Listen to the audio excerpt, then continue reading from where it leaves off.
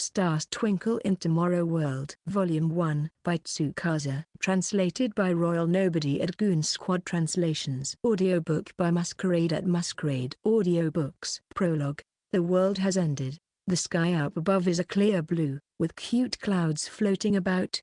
The warm breeze of May has a bit of a chill to it.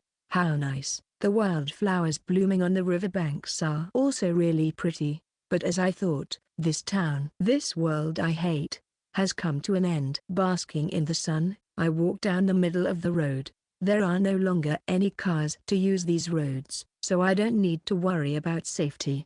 The sides of the roads are filled with burned motorcycles and car accidents that happened anyways. There's no one to notice a high school girl walking in the middle of the road wearing her uniform in broad daylight, and no one to consider the ancient staff in that same high school girl's hand as weird. I'm afraid that I'm the only human left in this town. Everyone else is dead and rotting. Right now, at the side of the road, their corpses are wandering under the shadow of a building, their clothes tattered, their pale skin peeling away, revealing their charred flesh and their white bones. No matter how many times I look at these moving corpses, I still find them disgusting. Because they hate the sunlight, all they can do is wander about in the shadows. But they only hate it. It's not their weakness or anything. If they spot their prey, they'll go out into the light if they have to. Just like now, with them going after me. Pewee. At that moment, a small gray bird, a penguin, loudly poked out its head. Purr, pipe down. I already see them. Squeak. I shoved the familiar back into my bag and then spun it in a half circle in the air, touched the end with the red gem to the rubble at my feet, and softly chanted a spell. Go. In an instant, my strength, my body temperature was sucked away, transferring my energy into the other end. 10 or so kilograms of rubble floated up. Following the staff's instructions, they gathered in a circle over my head. Amidst the rustling of the wind, I looked around me and spotted the moving corpses that has came out of the shadows and surrounded me. The air is starting to smell like rotting flesh. I furrowed my brows and waved the staff. Hup! The rubble floating over me was sent flying. Thunk, thunk, thunk. The moving corpses struck by the rubble had their heads sent flying. And just like that, I did a twirl and the flying rubble swept all the moving corpses away. Crack, crack, crack. With the constant cracking sound comes the flying of crimson-colored blood with yellow brain juices. And finally, the rubble flew into the sky. Just one left. I forced the rubble towards the last moving corpse. Thunk. With its head bashed, the moving corpse, covered in rubble, fell to the ground. After that, the other moving corpses with their heads missing fell with it, like puppets with their strings cut. Moving corpses lose their ability to move when they lose their brains, turning them into normal corpses. Well then, now's my chance. I lightened my footsteps and hurried away. There shouldn't be any tall building from this point forward, and it's noon right now. There aren't many places for the moving corpses to gather. While contemplating what the safest route is in my head, I walked through this town full of death. In this world that is already ruined, I'm still alive because I have the ability to fight back against the moving corpses. That's right, even I didn't know that until a while ago. It seems I'm not a normal person. Pewee. I smiled to the penguin, my familiar, Purr, who poked its head out.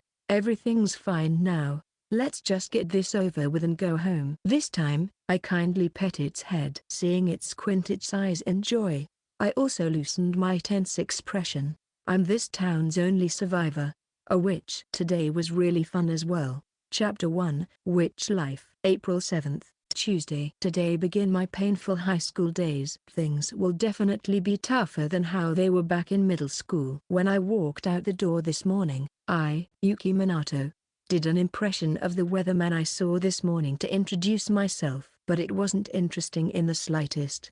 I couldn't even bring myself to smile. The April sky is very blue, the flowers are also so pretty, but my heart is not nearly as calm. Dad, how much longer do I have to put up with this? Because my dad is strictly opposed to me going to study outside the school district. I repeatedly asked that question, while thinking about his aging face. But in reality, asking that to his face directly is impossible for me. I definitely can't expose that cowardly side of me to him. Because we've been fighting each other for 5 years now, we haven't talked about going to school in ages. Dad, if possible, I'd like to go to a boarding school in Yokohama. No can do. I'm not letting you leave this house. That has been our only conversation about this over those years. He didn't let me give my reason, or even let me talk for that matter. If he's already made up his mind, there's nothing I can do about it. I hate having him looking down on me. Acting tough is my last bit of pride, so I just gave up and moved on. But even now, I still regretted it. In order to avoid meeting people of the same grade, I'd rather risk being late. But as I went through the front gates, into the school building, every step started to feel heavier and heavier as I approached the classroom. Today's the start of the school year. I already know who I'm going to be going through my high school life with through the entrance ceremony. It's all the same faces from back in grade school and middle school, the same ones who always laughed at me. Nothing has changed, everything's gonna be shit like always. Geez, nothing has improved at all, I said softly, standing in front of the classroom, looking at the pathetic desk and chair in the hallway. The desks didn't have names on them, but I didn't need to confirm it to know it was mine. Even with the door to the classroom closed, I could still hear the laughter coming from inside. They're probably having a really lively conversation about how I was going to react. You can easily make out the insults in their discussions, and they knew that it would be troublesome if they left evidence. Bunch of morons who only use their brains for stuff like this, never growing up. Here, they don't straight up bully you in your face like seen on TV or in manga, because they would leave a bad impression. No matter who it is, no one wants to become the antagonist. They're all pretending to be normal while gleefully mocking at me. It's just so lame. Ding dong. Before I realized it, the bell rang. What happened? A voice suddenly asked. I turned around to find a teacher in a gray suit. That should be the homeroom teacher.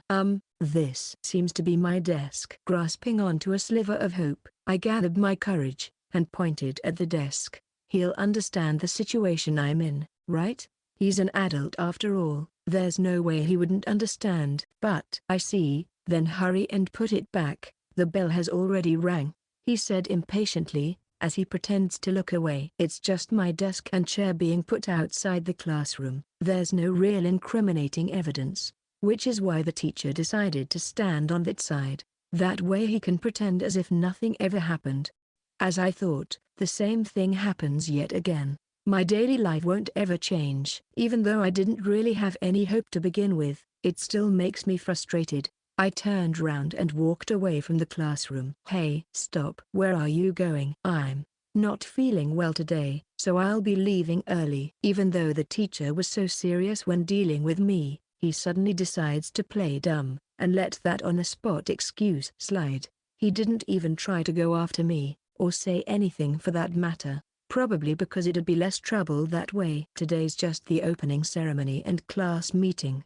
It won't affect our marks or anything. I'm not going to be dumb enough to walk into the classroom and be their laughing stock. I'm just doing the logical thing, I tell myself.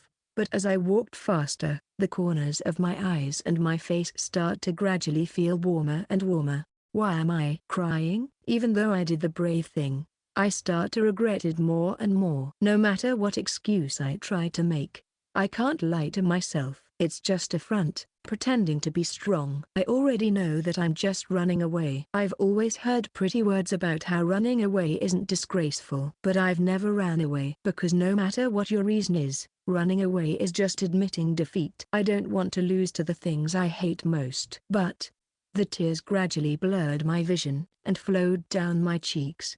I hate this, I thought as I clenched my fists. I lowered my head as I walked, not wanting anyone to see my tears, and before I knew it, I was already in front of my house. It's a small Western-style building built on a high ground. Even though it's a really pretty stone building, the walls are covered with plants, its windows nailed with wooden boards from the inside. It looks just like a haunted house. Because I live in a house like this, I was branded a witch ever since grade school. And on top of that, My father is a self-proclaimed magician, doing odd high-paying jobs for a mysterious organization. The neighbors call him a quack, while the kids in the same grade use witch as a way to insult me. And just like that, I spent my life being teased and belittled. I begged Dad to stop doing these suspicious jobs, but he just wouldn't listen. Eventually, I just gave up on it, and now we rarely talk. During that time, I tried desperately to prove that I'm normal and not a witch, but it was already too late. For the people who want to tease me, they don't need a reason anymore. Right now my life's just the sequel to that. Even if the days were full of hardship, I continued to bear with it, refusing to back down. During the second semester of the second year of middle school, although short, it was still a really fun time between me and her. Until we meet again, Yuki. The memory that rose up in my mind was a shadow of a girl waving her hand at the other side of a crosswalk with the words she said before we parted ways. Every day with her was as bright and shiny as a dream. But when she left, my life was once again plunged into a nightmare. At the start of my high school life, I ran away and lost to the thing I least wanted to lose to. If that's the case, I no longer have to act tough in front of father. I'm going to let it all out, straightforward and blunt. If I don't go for it now, I'd never get the chance again. After studying myself, I went in, only to find a note on the living room table. Due to work, I'll be gone for some time. I don't know when I'll return. How unlucky can I possibly get? Always a sliver away. I sighed helplessly as I noticed something under the note. It was a gift with congratulations on making it to high school written on it. It was wrapped in a weird shape, so I don't think it's money. Today's not the entrance ceremony. It's the opening ceremony, you know? I laughed bitterly as I turned it over. A small penguin charm fell into my hand. Wow, so cute. Looking at the small fluffy gray penguin, I accidentally let out what I was thinking. A penguin. Huh. He hasn't even gotten me a phone, yet he decides to buy me a charm. As I thought that, a surge of guilt washed over my joy. I remember telling my father that I liked penguins back in kindergarten. My mom was still around back then, and our entire family decided to go to the aquarium. I liked the emperor penguins the moment I saw them, to the point where for a period of time after that, I'd constantly bug them to buy me things with penguin patterns on them. Maybe to Dad, I'm still just that kid from back then who liked penguins. I'll take it. So after you come back, please, listen to me, I muttered to my father, who is nowhere to be seen. Because I don't have a phone, I attached it to my bag, but nobody expected that something like that was going to happen on the second day. Section April 8th, Wednesday. In the end, I still went to school today. Because I ran away, my feet felt even heavier than yesterday, but now I have a reason to keep fighting. I lightly pat the penguin hanging from my bag. This was a gift as congratulations for making it to high school. If I don't wear it with me during my high school life, then I'm not accepting my father's gift. The way to school is the same as always, wildflowers blooming on the riverbanks, reflecting light from the morning sun. But at that time, I didn't notice that something has already started. I heard a siren coming from somewhere, but I just thought a normal accident happened there. After arriving at school, walked towards the classroom with heavy steps. Luckily, I didn't see my desk and chair outside the classroom this time. But I can't help but laugh at the thought that this was supposed to be considered lucky for me. To not attract attention, I opened the door as quietly as possible. The laughter from yesterday was gone, replaced with an even noisier discussion. Most of the students are already there, but they're all discussing something among their own little groups. For real? How could that be? But the video, I can make out some sentences through all the discussions. Even those sitting at their desks are staring intently at their phone screens. There's probably some big news going on, but I don't have a phone. Neither do I have friends, so I can't confirm what's exactly happening. The morning news broadcast I always watched before going to school didn't say anything either. My eyes met with a girl in a group gathered at the window. I want to look away, but it's already too late. She's someone who's been in the same class with me since grade school, named Mishima. One of the most people I hate. Someone who would laugh at me for the smallest things. She'd do it even if there wasn't a reason to, So she's probably the one who moved my desk yesterday. Ah, so Minato-san's in the same class as me. I didn't see you yesterday so I didn't know, she said guilefully, her face making a smile filled to the brim with malice. I quietly looked away, moved to the seat closest to the hallway in the last row. I already knew that whatever expression I make, it'll just be entertainment for them. Eh? Ignoring me? So mean. Are you not afraid of not being able to make any friends even in high school? She said loudly, playing the victim. Suddenly, the one of the students next to her called for her. Eh? Is this for real? Check this out. What? Mishima turned to answer the girl. So something big did happen. If only every day could be like this. Then they wouldn't bother me anymore. Even though I knew this is an unachievable wish, I can't help but think about it. A while later, the class bell rang, and the homeroom teacher walked in. He glanced at me, and then looked away. Everyone, please return to your seats. Acting as if nothing's happened, he urged everyone to go back to their seats. The noisy discussions dissipated. The morning self-study has begun. After taking attendance and giving us his contact info, never looked at me again, and walked out the classroom. And then starts the first class, math. I'm sitting at the corner at the back of the classroom, so I can clearly see everything that's going on. Most of the students are pretending to listen, looking at their phones under their desks. Hey, class has already started. When the teacher noticed, boom. A massive roar boomed from outside, causing my body to tremble. So scary. What just happened? As my heart starts beating louder, I looked out the window, towards the direction of the roar. Our class is on the first floor. From there, we can see the road and sports field leading to the school gates. If we were looking from a distance, we'd have no idea what happened. But from here, we can see smoke coming out of the tightly shut school gates. And if you look closer, you can make out a part of a car through the smoke. An accident, someone mumbled, and with that, the entire class began talking to each other. Pipe down everyone, and don't leave your seats. The teacher went to the window, trying to get everyone to sit down again. But he's too late, for everyone had already crowded around the window. Some tipping their toes while gazing out the window, while talking to the person next to them. A while later, two teachers wearing sweatshirts ran towards the school gates. They're probably PE teachers. Rather than going through the school gates, they opened the other entrance on the side and walked outside! Suddenly, I heard some sort of scream. It's hard to tell, because it is one of many of the meaningless sounds going on right now. The class suddenly grew louder. The math teacher who was looking through the window suddenly turned pale, because though there were originally two that went out, only one of them could be seen now. And the remaining one's steps are unnatural. Aside his sweatshirt is dyed red. The noise stopped, the class went silent. No one knows what happens. Of course, that includes me as well. So we all went quiet. Another teacher in a suit ran towards the gates. Ah, it's the homeroom teacher, someone pointed out. Indeed, it's the homeroom teacher who took our names. Even though I could only see his back, from this distance, I can't mistaken him for anyone else. He walked towards the wobbly PE teacher, trying to support him, but... It's that sound again. Now I know what it is.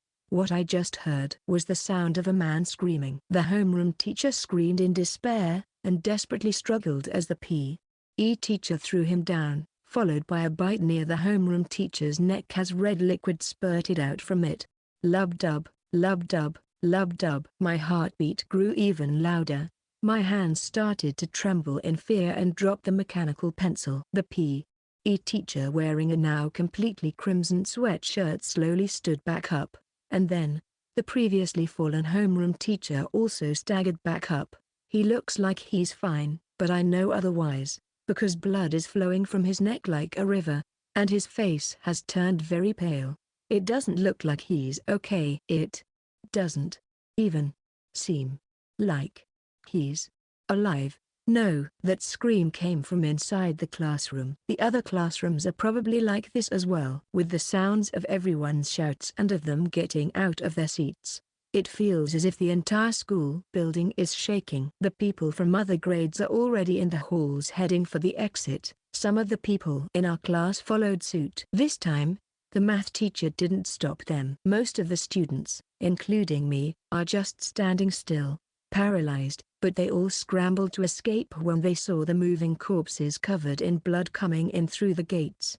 I'm sitting at the back row, closest to the hallway, and to the exit, Mishima, staring at me menacingly with an expression I've never seen before, charged at me. Move, and she pushed me away with all her might. I staggered and fell to the floor. My elbows and knees were already in pain, but when someone stepped on my back, an even stronger pain forced all the air out of my lungs. Everyone stepped over me without hesitation to escape. Everyone thought that it was fine because it's a very special occasion, and the victim is me. These people can do anything, no matter how cruel the action, as long as they can find an excuse justifying it. It hurts.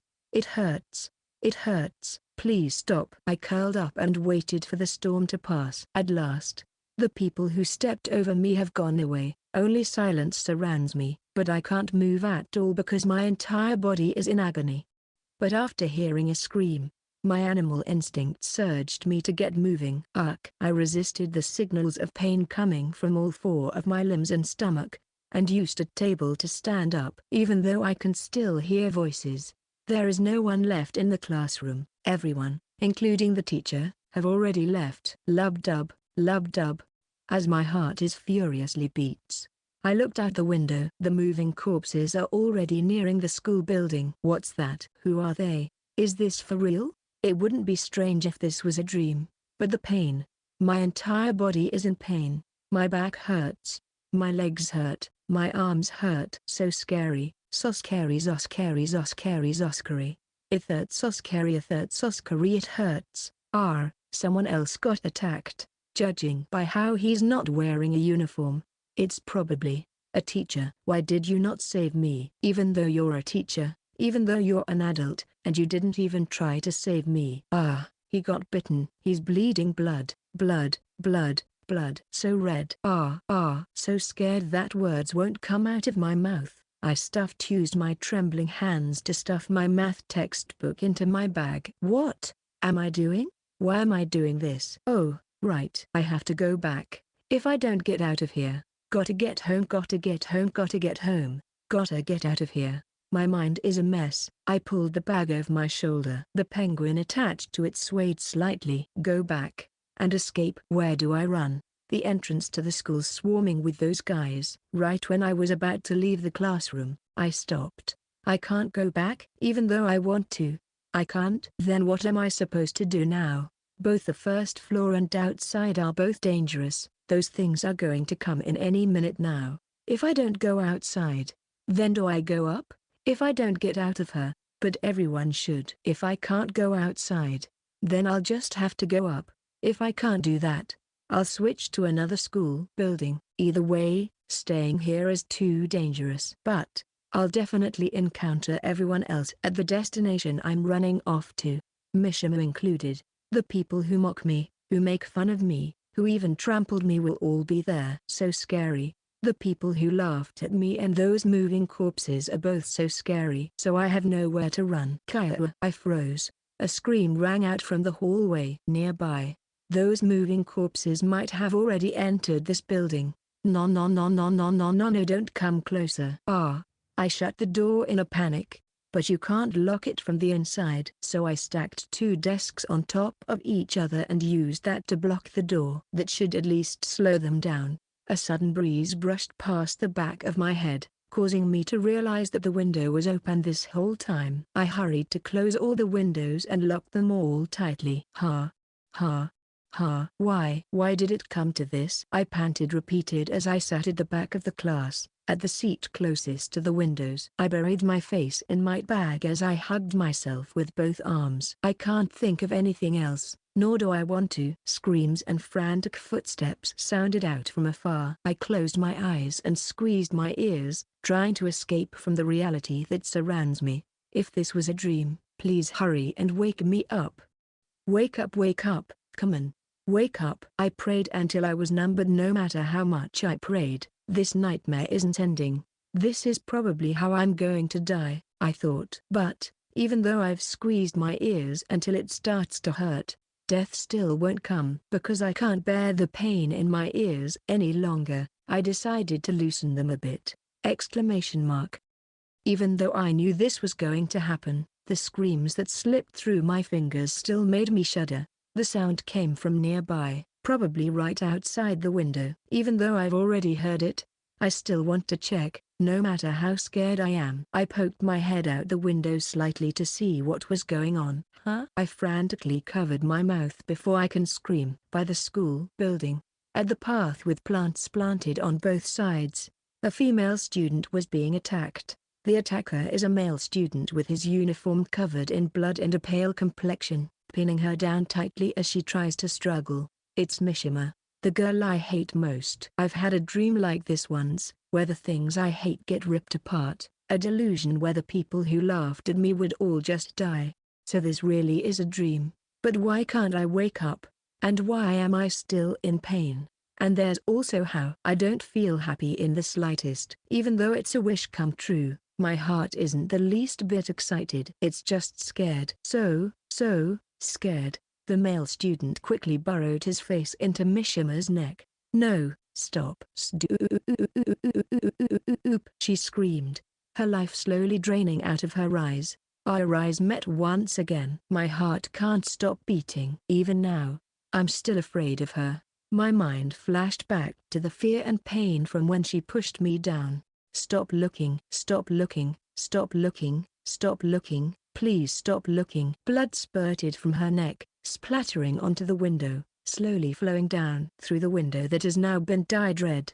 I can see her eyes whitening, lifeless. I let out a breath. Even though I'm incredibly scared, the fact that she wasn't grinning when she saw me comforted me. The boy wobbled back up, and stiffly turned his head to face me. His face is covered in scratches, the flesh of his cheeks turned inside out, his pupils white and cloudy, his skin pale. He looks as if he's dead. There's still some blood at the corner of his mouth, as he walked towards the window. I fell to the floor as I tried to back away. No, don't. No, no, no, no. Slam. A massive sound coming from behind me caused me to freeze. When I looked back, I can see that the desks I put in front of the door were shaking. They're in the halls too. Those moving corpses. Bang! Two white hands slammed on the window. There's nowhere left to run. I don't even have the energy to stand up anymore. Smash! On his second try, the window shattered into pieces. The moving corpse, covered in broken glass, came in, not being bothered by the remaining glass scratching him. Behind him is the fallen Mishima, her face still portraying the fear she felt right before her death, but her smile still haunts me in my head, as if telling me you'll meet the same fate, you know. Looking at her eyes, I whispered hoarsely, even in death, you still mock me? I hate this. Even in the end, people will still make fun of me. But I'm helpless. Just when I was about to give up, something even further from my understanding happened. A dazzling light appeared in front of me. As I looked, I realized the source of this light was the penguin attached to my bag. What? The light kept getting brighter, to the point where I was forced to close my eyes. Something heavy fell to the floor, along with a lot of smaller fragments of something. I slowly opened my trembling eyes. In front of me towered a massive penguin. Even though emperor penguins are already pretty big, the one in front of me is several times bigger than a normal one. As it stood in the debris, its head reaching up to the ceiling, its black pupils looked down on me. What is this? Have I finally gone crazy? This is a hallucination, right? I repeatedly blinked my eyes, but the giant penguin in front of me didn't disappear. Phew!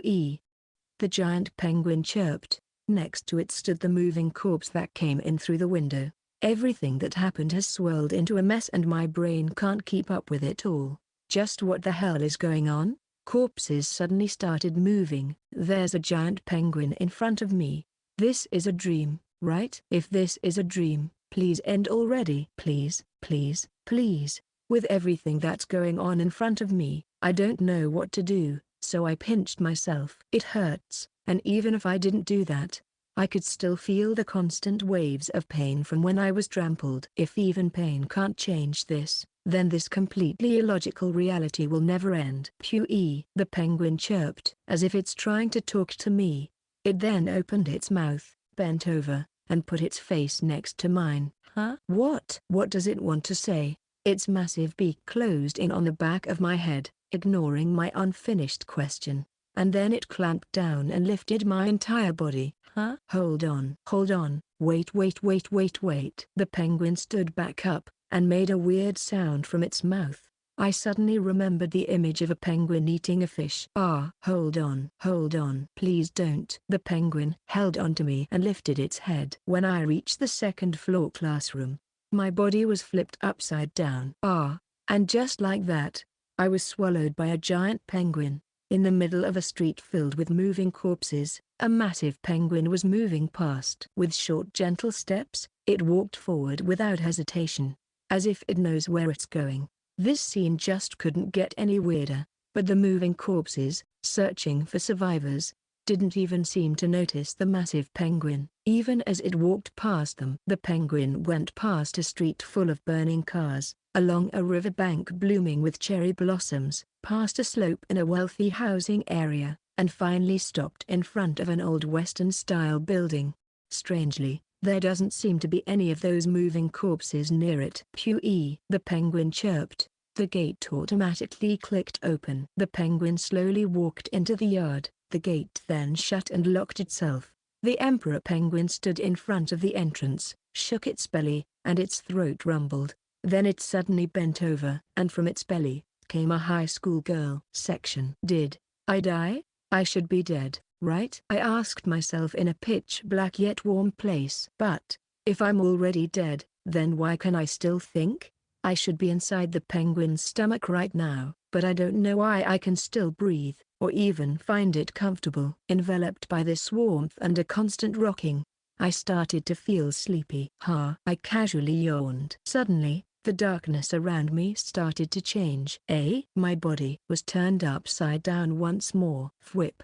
I was reminded of riding a water slide when I was a child, experiencing the same acceleration I did from way back then. I curled up my body as my butt thudded to the ground. The light penetrated my eyelids. Suddenly thrown into a bright place, I was forced to squint my eyes as they adjusted. From the light emerged the familiar Western-styled building that I despised, the house that I hate. I'm still alive? Is this real? Pui. A loud voice came from behind me. I looked up at it, to see the massive emperor penguin there. I shuddered as I remembered having my body swallowed. Then, right before my eyes, the penguin's body slowly started to shrink. Not only was its size decreasing, its shape was changing as well. It was as if the emperor penguin is growing younger. What is this? I muttered, watching the scene that defied common sense unfold. Pui. In mere seconds, the massive penguin became the size of a fledgling. Its voice has also differed greatly from when it was gigantic. Now it was chirping pleasantly. Looking at it, I was reminded of when the massive penguin first appeared. Come to think of it, that time. The penguin charm on my bag. Could this be the penguin charm I received from my father? Pui. As if understanding what I was thinking, the 30 centimeters tall penguin made a chirp of affirmation. It waved around its tiny little wings, and then waddled its body. So cute, I accidentally blurted out, looking at its soft, gray wings and beady black eyes. I get the sudden urge to hug it, but as if trying to run away from the arms I subconsciously stretched out, it wobbled towards the porch. Even though it didn't do anything, the porch doors opened for it, and just like that, it went straight in. Hold on. I hurried and followed the penguin. Because it's an old building, the porch is more like a small hallway. The old grandfather clock is still swinging, constantly keeping track of how many years have passed. The small penguin halted in front of the clock. I said hesitantly from behind it. It turned around to look at me, and then knocked on the base of the clock with its short beak. Tap tap. It aligned its tapping with the ticking of the grandfather clock, and the cover for the grandfather clock came off. Pui. The penguin repeatedly chirped, telling me to check out what's inside. Is there something in there? I bent over to look inside the grandfather clock, while wondering if I should ask the penguin if it was okay. Behind the pendulum stood a stick-like thing, and there was also a white envelope on the floor of the pendulum box. That's probably a letter from my father, and the stick-like thing was an ancient staff. Yuki, if you are reading this, that means that the streets have been filled with moving corpses. To prepare for this moment, I left this magic with you. That day, the world ended, and I became a real witch. Section. It's already been a month since then. I sighed as I walked along the riverbank. On the second day of school, this town, the fate of humanity as a whole, took a fatal blow and is slowly dying out. On the first night, there was still television, but all the channels displayed a "please hold on" message. I then tried to use my father's old radio for the first time, but all that came out the other end was static. If I could access the internet, I might be able to collect intel, but I don't have a computer, and my father, who owns a phone, isn't here, so I don't have a way to do that. On the second day, the gas pipeline stopped working. The third was the start of the blackout, which still hasn't gone away. When it first started, from afar I could still hear the sound of things colliding, car engines starting, or dogs barking, but on the fourth day, all that remained was silence. 2 weeks later, I left my house, and found out that there's not a soul to be seen anywhere. And just like that, a month has gone by, and it's already May. The pretty pink cherry blossom trees are now covered in fully grown leaves as well. Today is quite sunny, but June marks the start of rainy season. If the sun gets blocked, the moving corpses will start wandering around during the day as well. If I want to travel long distance, I can only do it now, I muttered to myself, staring down at the loot in my left hand, a plastic bag full of necessities, containing stuff like towels, shampoo and soap. These were all taken from convenience stores outside my usual range of operations. Using convenience stores to replenish supplies is quite convenient. You can see everything that's going on inside the store from the outside. So you can take care of all the moving corpses first and then safely search the place. Even though I wasn't able to find food, to be able to find so many daily necessities is already enough for today. Now I just have to get home before the sun goes down and the shadows in the streets get even thicker. Because we've already left the danger zone, it should be easy going from here, because the riverbank is exposed to a lot of sunlight. The moving corpses rarely come here during the day. Even if they do come close, I can see them from a mile away with how out in the open this place is. However, without me realizing it, my right hand, which is clutching the staff, is covered in sweat. Even though I'm already used to taking care of these moving corpses, I still get nervous. As for taking down moving corpses, I'm not that against it, because they're just lifeless beings slower than beasts in human form. If they were actual people, I probably wouldn't be able to take them out this quickly. And I'd definitely hesitate on whether I should attack or not if the corpse was of someone I know. But to me, most people are already my enemy. And not only that, they're a bunch of people who would use sly tactics to attack me without the risk of me fighting back or damaging their own images. Rather, this makes things easier. With how they now attack me head-on, I can also fight back without any hesitation. I win as long as I destroy their heads, and I've been living on for this past month for the sole purpose of not losing to them, which greatly differs from how I used to live. Getting attacked is still scary, though, so I try to avoid fighting if possible. I just want to go home already. To think that I'd start to become obsessed with the house I used to hate, now that I can just leisurely shut myself in there for a week after I get back. And I really want to see what happens next in the novel I'm reading. To get home earlier, I hastened my footsteps, but I have to stay alert when I go into dark places. If I get careless for even a second, I might just become the newest addition to the number of moving corpses in town.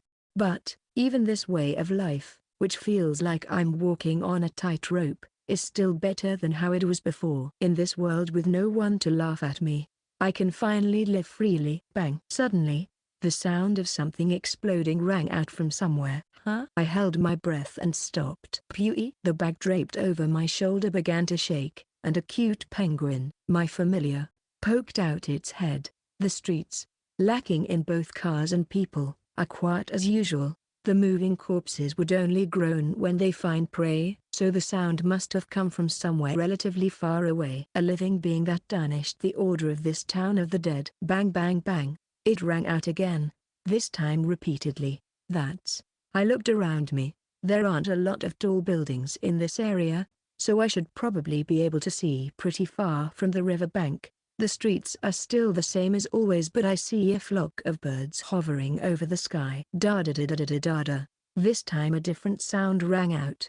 It's a sound I've heard many times before the end of the world, a sound I've seen many times in movies. Birds can be seen flying away from an area near a park further down the river. A gunshot. This is probably my first time hearing a real gunshot, and I've always thought, if there are any survivors left in this country, they'd probably have guns. Normal Japanese humans don't stand a chance against moving corpses, because the corpses are simply stronger. You're already dead the moment they come near you.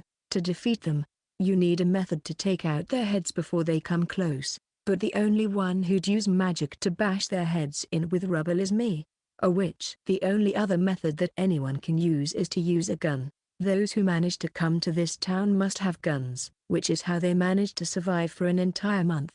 Could it be the police or self-defense forces? Or is it someone who got their hands on a gun during all the chaos? Whatever the case, it's probably better to not get close to them, right? I muttered to Pura, who's in my bag. Pewee? But the cute penguin simply tilted its head. I already know that it can't be used as a conversation partner, because it was left by my father as a familiar. Although it'll follow my orders, it won't interfere with my choices. Its black eyes looked back at me, telling me to decide for myself. But what if it's someone dangerous? Normal people won't do either. If they know about what I've done, they'd definitely be furious and won't forgive me. Even though I know it doesn't understand, I still told her what I was thinking to sort out my feelings. In this town, I'm the only person who possesses a safe zone, and yet I didn't help anyone. I didn't leave my home because I was too scared, and I didn't know how to use magic yet. Even though I have excuses like that, the real reason is because I didn't think there was anyone in this town that was worthy of being saved by me. So I didn't try, nor did I want to. No matter what, I wasn't able to gather the courage to leave the house, a safe zone with a barrier, because I hated the neighbors who insulted my father, and those who laughed at me. Pewee, as if understanding my guilt, Pura murmured while nodding her head. So, that person will hate me no matter who they are, and I think I probably hate most people. So then, what reason do I have to help someone I don't know?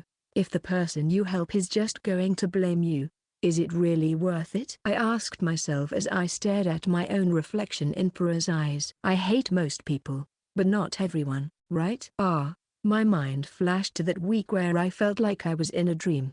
Happy memories of the time with my only friend back in middle school. I don't hate everyone. Other than my dad, there's someone else I don't hate. If we rule out all strangers as those who I don't hate, then even these people I'm about to encounter should be treated without bias. I should still check it out and see, right? It wasn't really a question, but rather something I've decided on. Pewee, Pura replied cheerfully. The location should be somewhere around the park where the crows flew away from. Da da da da da da da da. The gunshots rang out again, as if calling for me. Section. I went along downstream, the opposite direction to my house. To me, this is quite the detour. After a while, I come across a big park surrounded by trees. The gunshots are still ringing. From the riverbank, I can clearly see that a massive horde of moving corpses are gathering at the park. So many! The gunshots probably caused them to gather. At first, I thought guns could take care of them, but if they would also attract more, then there's no point in using them. That's probably how the police who have guns got cornered. Found it. There's someone sitting on the slides in the middle of the park. But, rather than a big burly man I was imagining, it was a girl. And on top of that, she's wearing what looks like a school uniform. She has a gun that looks like it's from the military slung over her shoulder and is aiming at the surrounding moving corpses with a handgun.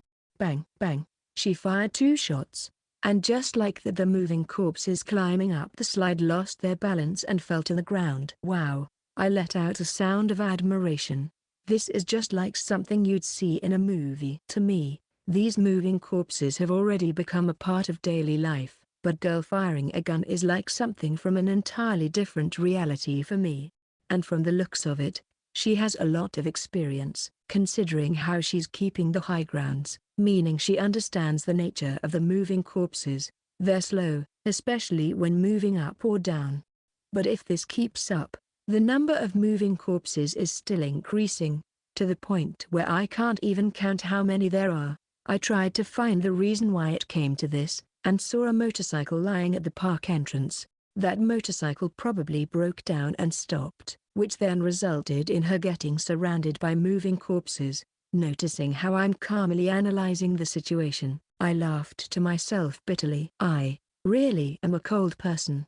I'm becoming a witch more and more. Seeing a girl who is in danger, my first thought was not to help her. Other people are basically aliens to me. But it's not like I don't want to help, but rather I'm trying to find a way to help her on the basis of I'll help her if I can. With so many moving corpses gathered together, if I use rubble to kill them one by one, I'd already be exhausted by the time I made an opening. Then, I turned towards the riverbank. My thoughts are a bit murky, but this is the only solution I can think of. Maybe this will work. I put down my bag of loot, and walked towards the riverbank. At the river, I stuck my staff into the water. Rise, I chanted, and my energy flowed into the water. When I felt that I became connected to the water, I slowly raised my staff. The water started to rise, and a part of the water formed a giant ball floating in midair. A massive hole formed in the middle of the water, revealing the riverbed beneath. The fish, having lost their water, flopped around, but the river filled the hole back up in an instant. A vortex appeared in the river, and directly above it is the ball of water I took from it. All right, I faced my staff upwards, and the ball of water rose above my head and stopped. I'm already starting to feel tired. My body is also beginning to feel heavy, but if I want to save the girl, this much water is a must. Holding the staff with both hands, controlling the ball while slowly making my way towards them. If I trip now, it'll all be for nothing. I returned to the place I put my bag and looked at the other side of the river, confirming the situation. The girl's still on the slide, fighting the corpses. It should be fine from that height. I tilted my staff, and the ball of water moved forward slowly. I took a deep breath. Just stay there and don't move, I yelled at her when the gunshots stopped. I rarely shout this loudly, so my throat began to hurt. The girl seems to have noticed me, but I don't have time to wait for her response as I am at my limit. My grip on the staff began to loosen, as the energy keeping the magic up is slowly beginning to dissipate, and the massive ball of water exploded. The released water was sent into the park and washed away the moving corpses. The girl on the slide wasn't swept away by the water, as the moving corpses around her were sent away, but that's only temporary. Soon, those moving corpses will begin to regroup. Run! Hurry! I yelled again. The girl, who was in a daze, suddenly regained her senses and ran towards me. With the moving corpses between the dam and the park out of the way, she can now break through their encirclement. Now what do I do? The girl is getting closer and closer, and my body is starting to stiffen from how nervous I am. Even though I helped, I have no idea what's going to happen next, and she saw me using magic, and I have no way to cover that up.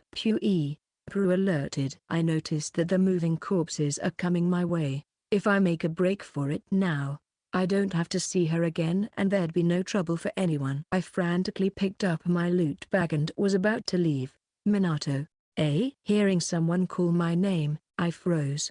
The girl ran up to me, grabbed my shoulder and stared. I knew it was you. The girl was wearing a school uniform, with a big gun slung over her back, and holding a handgun in her right hand. Her hair fluttered in the wind, revealing a warm smile. Yoo-hoo! Long time no see. Even though her face was covered in dirt, I can't possibly mistake this face for anyone else's. Onoka. I called her name, Onoka Sakaki, the name of the only friend I've made in my entire life. I thought I'd never see again. When the world became like this, I gave up hope completely. The week we had was nothing but a sweet dream. But, thank goodness, you're still alive. What was that just now? How did you make the water do that? Wow, is this penguin real? It's so cute. Onoka's eyes were glittering with curiosity as she approached Para. No matter how I look at it, this isn't a dream. She really is standing before me. Chapter 2, Yuki and Onoka. At the end of summer break, when I was a middle school second year, she transferred to my class.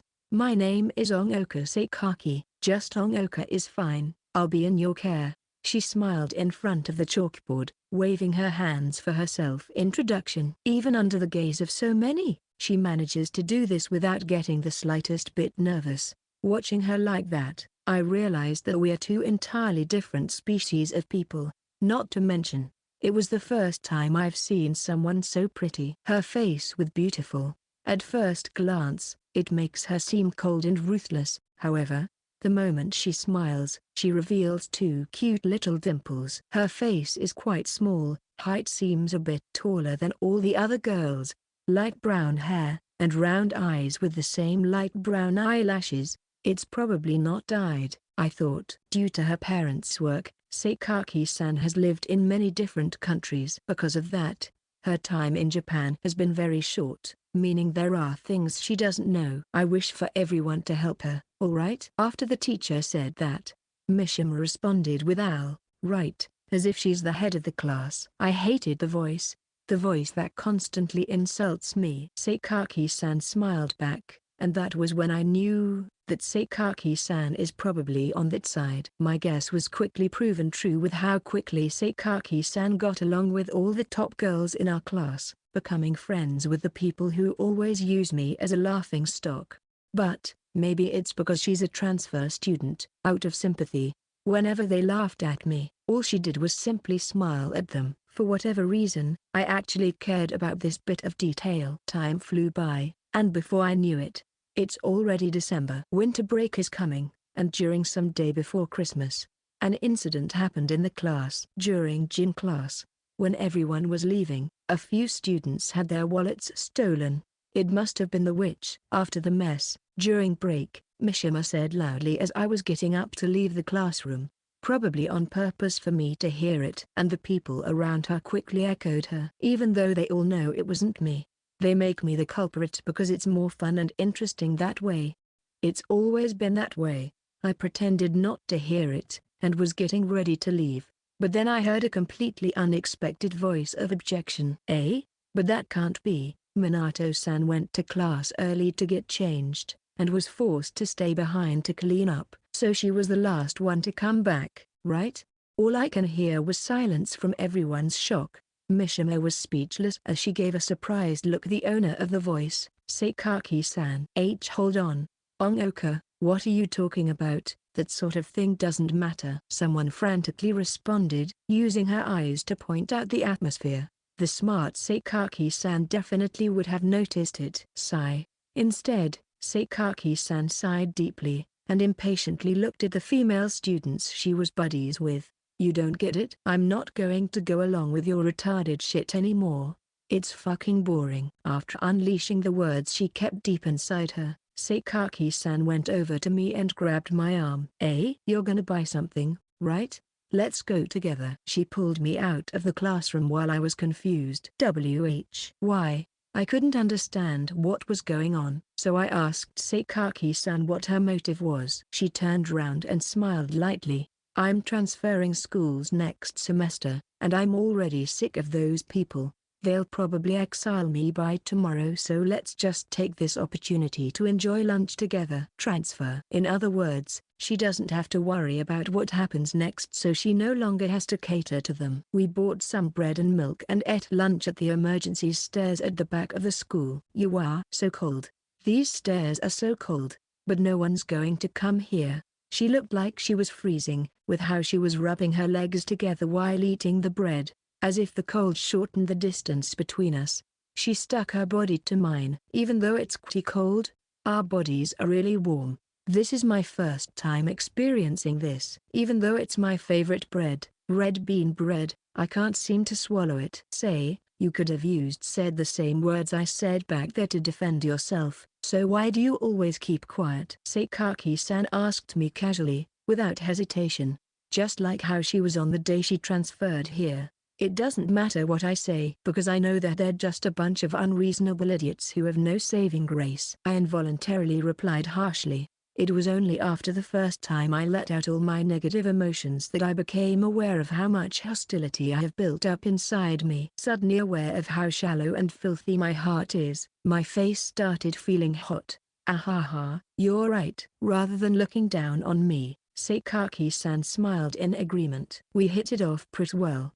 Huh? Say, Minato-san, what's your first name? Yuki. Saying my first name made me feel a bit embarrassed. Then, can I just call you Yuki? You can also call me Onoka, without honorifics.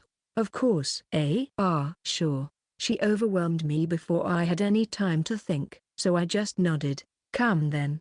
Let's hear you give it a shot. Onoka. When the words left my mouth, my face started feeling hot again. An improper feeling welled up inside me, and these forbidden feelings messed up my insides. Yes, I'll be in your care, Yuki. And with that, we're friends. Sakaki-san.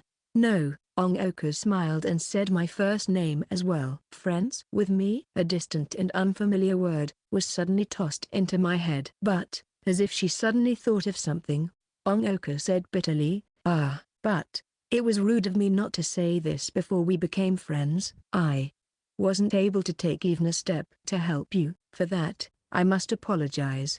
I'm sorry. For a while, I couldn't understand what she means. They always treated you like this, right, Yuki? They even gave you weird nicknames like the witch. Had I actually done something, maybe I could have stopped them, but I couldn't do that because I'm going to transfer. I can't take responsibility for what happens afterwards, Onoka told me with a serious look on her face, and I finally understood what she was so worried about. You're worried that they would repay me tenfold, right? Just this much is enough. I wasn't looking for anyone's help in the first place. That wasn't a front. I just said it without thinking. Onoka looked at me, surprised, and then revealed a smile different from the one before. Really? It seems I've underestimated you, Yuki. I'm sorry, not for being unable to help you in the future, but for reaching out my hand without your permission. She smiled bitterly, taking a bite out of her yakisoba bread and then gazing into the sky. But it feels weird apologizing. We're already friends after all.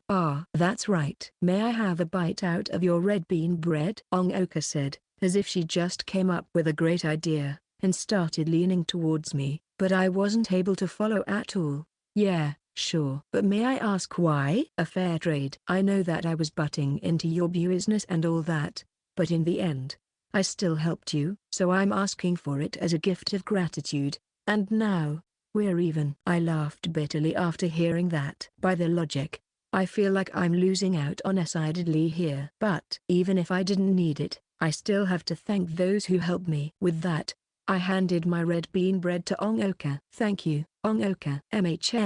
She seemed a bit embarrassed as she nodded her head and took a bite of the red bean bread. I accidentally gave her the section I had eaten from and she took a big bite out of it, taking out the entire section. Onoka doesn't seem to mind as she chewed the bread and then swallowed it. Could it be that I took too much? She asked after seeing my reaction. No, it's nothing. I shook my head. As long as she doesn't mind, I thought. We ate lunch together every day during the week before the end of the second semester. The December wind brushed over us as we sat together, talked back and forth. Occasionally, we'll get into a heated conversation over an insult some classmate said, and then, it was time for the closing ceremony. School ended early that day, so I thought we'd never be able to talk again. But after Onoka was finished packing, she stood up and told me, "Hey, Yuki, let's walk home together." I stopped what I was doing in surprise. Even though we became friends, our only conversations were during lunchtime, so I didn't expect her to suggest something like that. I suddenly started to feel sweaty. Going home from school with a friend? Me? Yes, sure. I nodded, although I'm a bit perplexed. I didn't have a reason to refuse. Feeling the gaze of my classmates, I left the classroom. Say, your transfer was never brought up, was it? I asked as I chased after her. I thought the teacher would mention it during the closing ceremony, but it never came up even as school ended. I can hand in a transfer notice later, that way, I get this hit and run feeling. Feels pretty good, doesn't it? You're right, to be able to win and yet still run away. Amazing, Onoka. I nodded in admiration. She really is my exact opposite, since to me, running away means you lost. Really? I didn't think it was that big of a deal. I just do what I want with my life. Like how I'm leaving Japan tomorrow but I haven't even packed anything. She tilted her head, surprised. It's that way of thinking that makes you so amazing. Come to think of it, isn't leaving tomorrow a bit too soon? Yeah, but everything on the other end is already ready for me, so they assigned the flight without my permission. Ah, if only I could stay longer, then we'd be able to hold a Christmas party. Onoka muttered regretfully. You're right, Christmas is almost upon us. After all, the thought that there was a chance that I could have had a Christmas party with Onoka made my chest feel tight. I thought of something unnecessary. You already know it's not possible. I left school with this depressing mood hovering over me, the school gates in my sight. Which way is Onoka going to go? Because I always come to school right before it starts, and leave school as soon as possible. I don't remember ever seeing Onoka on the way to and from school. Maybe we'll have to part ways the moment we exit the gates. So, which way are you going? Onoka pointed at the gates. My heartbeat quickened. It's like she's read my mind. That way. I pointed to the left. We're going the same way. Thank goodness. She laughed. I also let out a breath. At least we can be together for just a bit longer. So we went out the gates and turned left. But what if at the next crossroad? Then shouldn't I ask for her contact info? When that thought crossed my mind, I realized for two friends who are about to separate, this can't get any less normal. I've never had friends, so I wasn't able to notice immediately. But Onoka is different. She probably asked me out here for this exact purpose from the start. Rather, she didn't tell me her contact info herself because she doesn't want to do anything unnecessary for me to choose. I accidentally let out a bitter smile. Onoka frowned, noticing my expression. What is it? Nothing, rather. In a moment of confusion, deep inside me flowed fear. I wish you the best when you get there. I chose to not ask because if I took her contact info, I'd become dependent on her. I don't think being dependent on someone's a bad thing. I want every date to be like how this week went, whether it's happy things, sad things, or things I hate. I'd like to say them out loud without any worry. But more importantly, I don't want to become weak. I'm scared of being weak. Yeah, thanks. Onoka understood my choice and smiled. At the next crossroad, she went across the crosswalk alone, watching her back as she left. A stab of regret arose inside me. Is this really okay? You might never make another friend in my entire life, you know? I asked myself. But I couldn't move. There's nothing I can do. After crossing the street, Onoka turned around and waved to me. Until we meet again, Yuki. Yeah, until we meet again. I waved back. Maybe she didn't even hear my quiet voice, but Onoka still smiled and nodded, and then turned away. After that, she never turned back as she left. Just like that, I just stood there, until I couldn't see her shadow anymore. That was the difference between me and Onoka. At first I thought I'd never see her again, but it turns out our reunion came when I least expected it. Section. Onoka. Onoka? It's Onoka. It really is Onoka. It's been about 2 years since we became friends during middle school. It's been a month since the end of the world. Now that we've met again, I can see that she's grown taller. She was already taller than me, but now I can't reach her even on my tiptoes. And her figure has also grown more prominent. Her face also grew more mature and charming. She's wearing a high school uniform from somewhere. Her face and legs are covered in mud and soot, and she has a gun in her hands. Even though she would look overwhelming, right now her smiling while charging towards me, she's as dazzling as Venus hanging in the dusk sky. She probably came here from far away via the motorcycle that's lying at the park entrance. Her clothes aren't fit for traveling, but she probably didn't have time to change because it was an emergency. What do I do? Do I greet her first? No, I shouldn't do that. The me from back when we met at the emergency stairs would probably say something else. I have a feeling that if I just went and solemnly said hello, I'd ruin something I was building up and protecting 2 years ago. I don't want our relationship to revert to back then, or start anew. I just want to continue it. I have always been praying, even though I knew my wish would never come true.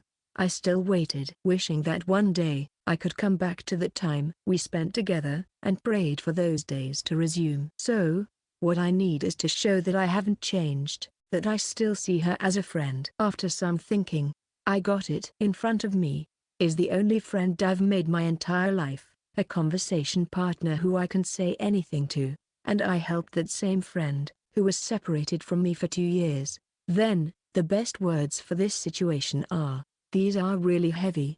Can you carry them for me?" I handed a plastic bag full of daily necessities to Onoka, who was looking at my familiar para with great interest. My hands are trembling from nervousness, but that would seem unnatural as a friend, so I have to try my hardest to suppress them. Huh? I told the confused Onoka, "A fair trade. I helped you, so I'm expecting you to return the favor." I had to force out the first half of that, but after that it all came out naturally, as if it was the continuation of that day. Onoka froze for a moment, and then smiled and took the bag from my hands. My heartbeat quickened. "Got it. Ahaha, that indeed was our relationship back then," she said nostalgically. "I did it. I managed to continue our relationship with her," and she responded in kind. Seeing her smile, my racing heart calmed itself, as it experiences all sorts of different emotions. But, after dealing with all that, I have to tell her what she must do. I can't just lose the things I worked so hard to find. "I'll tell you more about the details later. I know a safe spot. Follow me." I urged Onoka that we have to get out of here. The moving corpses from the park have already made it to the riverbank and are closing in on us. "Okay, I have so much I want to ask you, about that water just now and this penguin, but it looks like we have to get rid of these zombies first. Let's go. I still have some stamina left." She tucked the pistol away into the holster wrapped around her waist as she smiled and nodded. "All right. Then let's hurry." I started to run, and Onoka followed me, the gun on her back clanging loudly. Even though the magic used my energy, with Onoka at my side, I don't feel tired in the slightest. We quietly left the park. Luckily, the sun is still high up in the sky, so if we plan our route correctly, we won't meet any moving corpses on the way. All that's left were the corpses at our heels. With a bit of effort, we managed to shake them off. We made it to the creepy western building. "Ah, is this your house?" Onoka asked as she saw the plate with Minato written on it. "Yeah, looks like a haunted house, doesn't it?" I self-depreciatingly pointed at the iron gate, stone walls and the vine-covered porch. I might actually like the feel to it." She doesn't seem to dislike it, as she reached out her arm to open the gates. "Ah, don't touch it," I shouted, but I was too late. Sparks flew out as her finger touched the gates, causing her to take a step back in surprise. What was that? Is this gate electrified?" She looked at her finger as she muttered. I explained to her. "We have a barrier here. It makes this place a safe zone that moving corpses can't approach." "Barrier?" Onoka froze in confusion. "Well, let's just get in first." I lightly knocked on the gate with my staff. The gate automatically creaked open. "What is this mechanism?" "My dad made it, so I don't really know either." I answered her question with a wry smile, and walked in. "Pardon the intrusion." Onoka nervously followed me in. When we entered the yard, the gate slammed shut behind us. Onoka jumped at the sound, and froze. I turned round and smiled to my first guest. "Welcome, Onoka. Welcome to the house of a witch." Even though I was somewhat joking, it isn't really funny under these circumstances. "Witch?" Onoka seems to realize that my words aren't just a metaphor as she mumbled, taken aback. I should stop wasting time. I can't just make up an excuse and hope to muddle through someone smart like her. "I'll just come clean right here right now.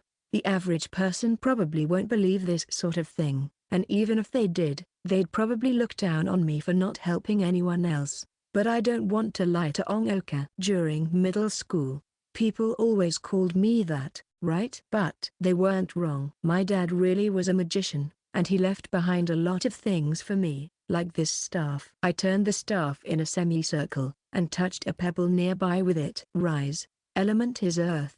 Attribute, solid. I silently chanted, and my energy went into the pebble, causing the pebble to float. Wow! Onoka exclaimed as she stared at the floating pebble. According to my father, this is a magical item called the Staff of Four Elements. It can use magic related to the four elements: earth, water, fire, and air, or solids, liquids, energy, and gas respectively. I was controlling water, or the liquid attribute, and right now I'm controlling earth, or the solid attribute. Wow! Onoka looked at the floating pebble in wonder. If it was controlling bigger piles of rubble, then it can be used to kill moving corpses. It's because of this power and this house containing a barrier, which creates a safe zone the moving corpses can't enter, that I was able to survive for this long.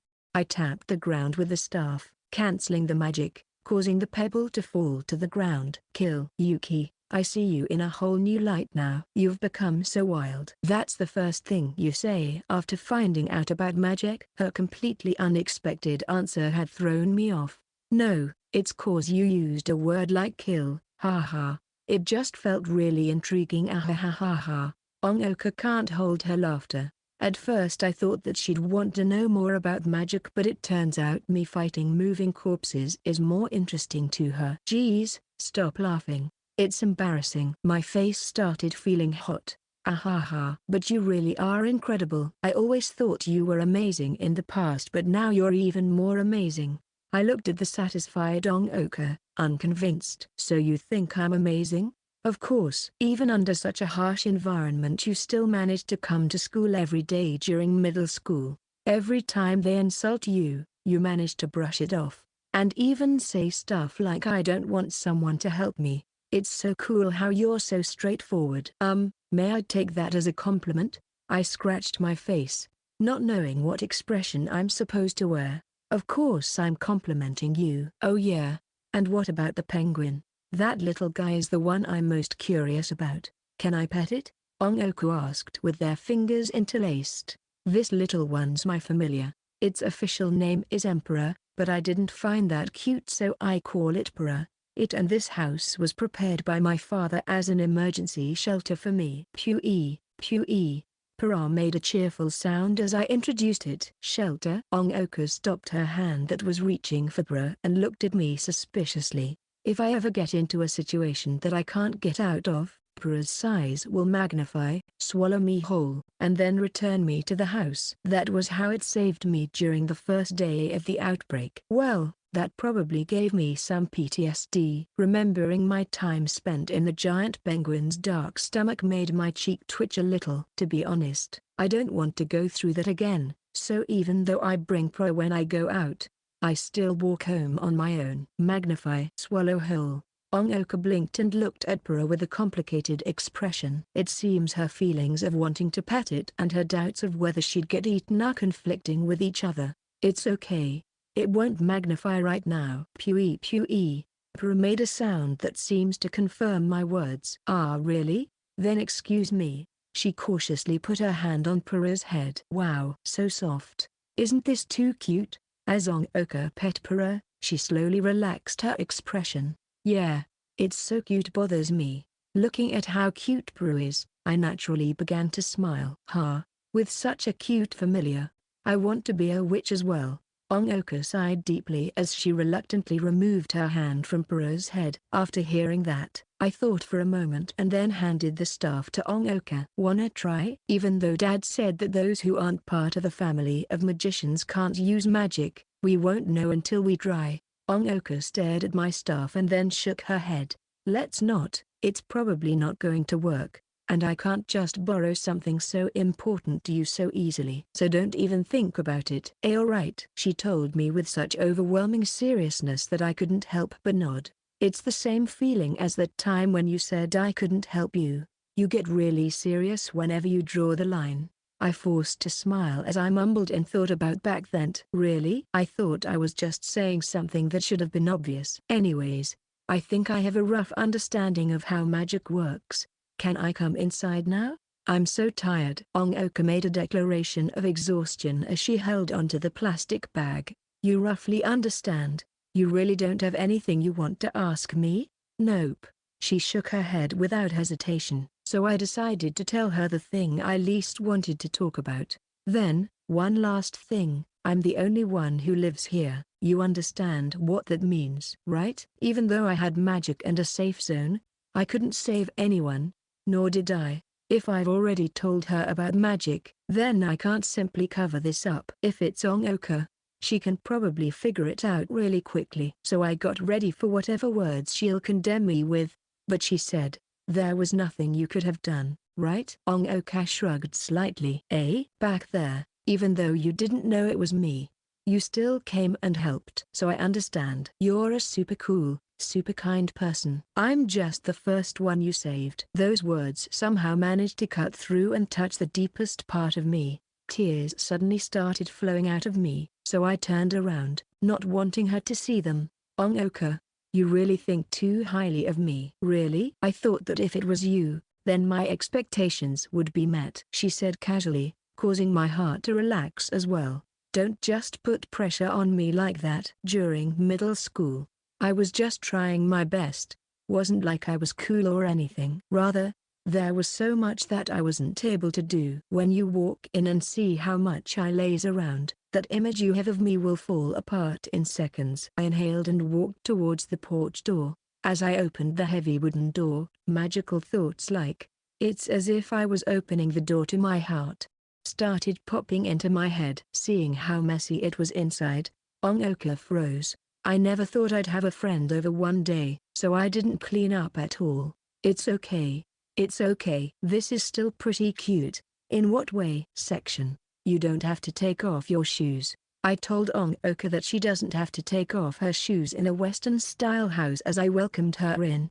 Okay, I've spent quite a bit of time in other countries, so this actually makes me feel a bit more in my comfort zone. She went in and stared excitedly at the grandfather clock and the decorative vase in the hallway. Even though there's light coming in through the window, the hallway's still pretty dim because of how long it is. Please come in, even though it's really messy. I brought her to the living room on the first floor. Wow, a sofa. Onoka cheered as she rushed towards the big sofa in the middle of the room. She then took off the big gun on her back, put it on the floor near the sofa, and then lazily flopped onto the sofa.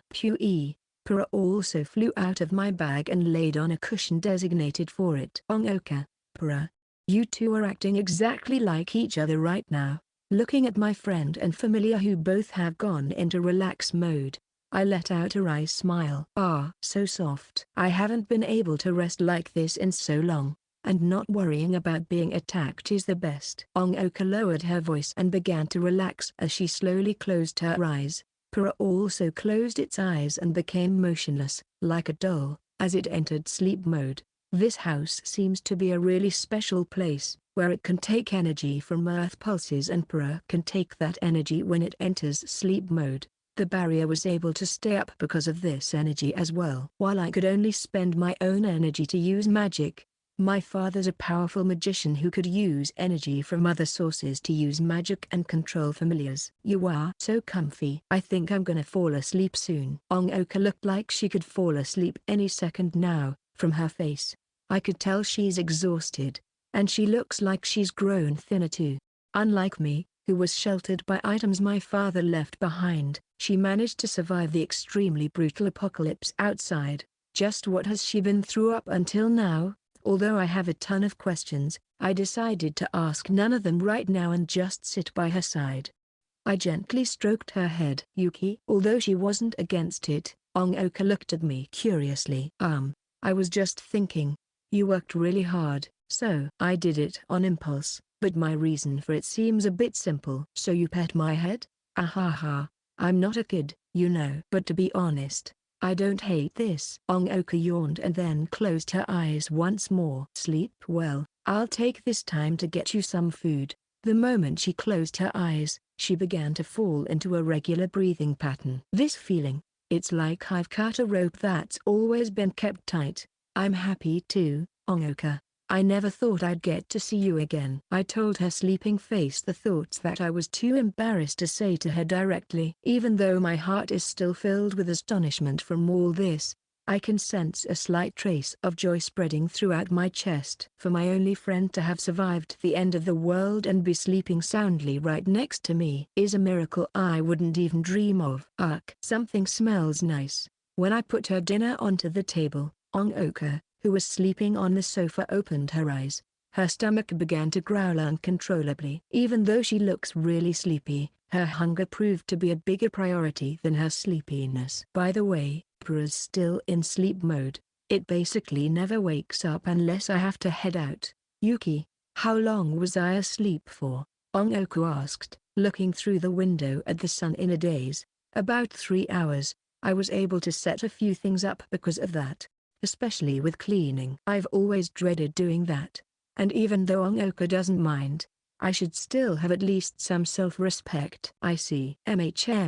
It really has been so long since I've slept that soundly. Say, wow, isn't that curry rice? As if she's finally truly awakened, she stared at the plate on the table and shouted, yeah, but the rice and curry were both pre-packaged. I usually just nibble on some crackers, but today's our special reunion.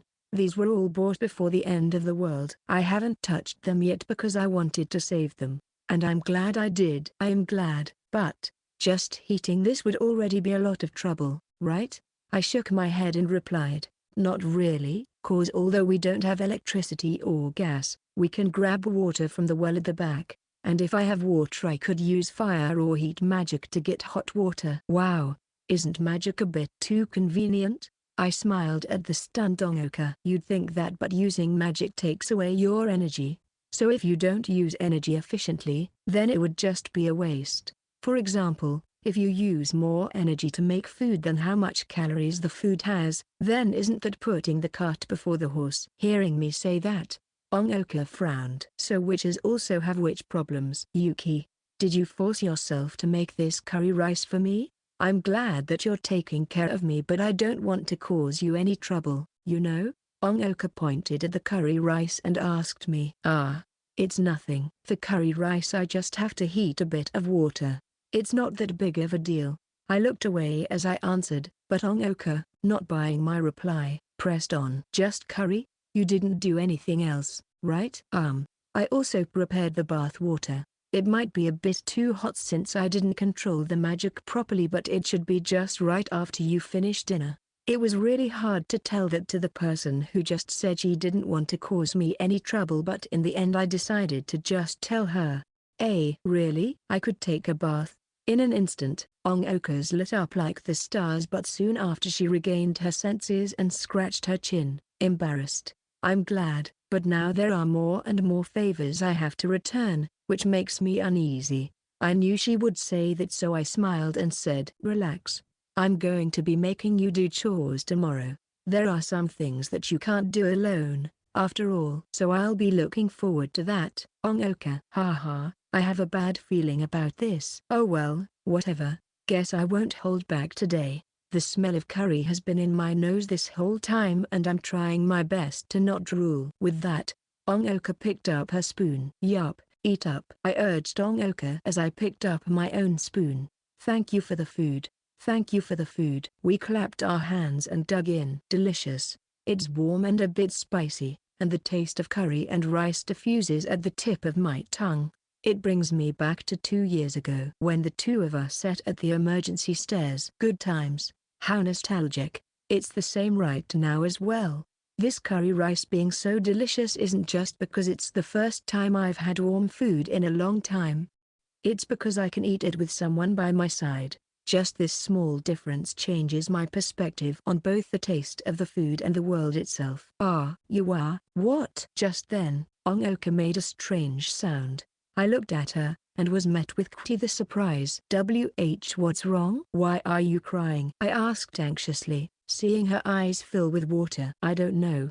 They're coming out. Because the curry was so good? Haha. Even though it's just normal curry rice. How strange. She wiped her tears with the back of her hand and kept eating. Maybe it's because my tear glands loosened, as I thought. Ever since then, Onoka muttered to herself and then raised her head. She looked at me, tears still flowing. Hey, Yuki. I felt a bit uneasy as she asked me as she cried. What is it? Can you sleep with me tonight? I might be closer to my limit than I thought. If you leave me alone, I definitely turn weird. Eh? Isn't this a bit too unexpected? I almost dropped my spoon. You're pampering me today, right? I promise I'll work extra hard tomorrow, alright? She asked me in a spoiled voice. All I could do was nod and go along with it. It's not like you can't. Really? Thank goodness. Onoka cheered up, with tears still at the corners of her eyes. But just in case, there was something I must say. But, you have to bath along. Got it? I already took a simple bath while you're asleep, but more importantly, I get embarrassed bathing with other people. What's the problem? I don't mind.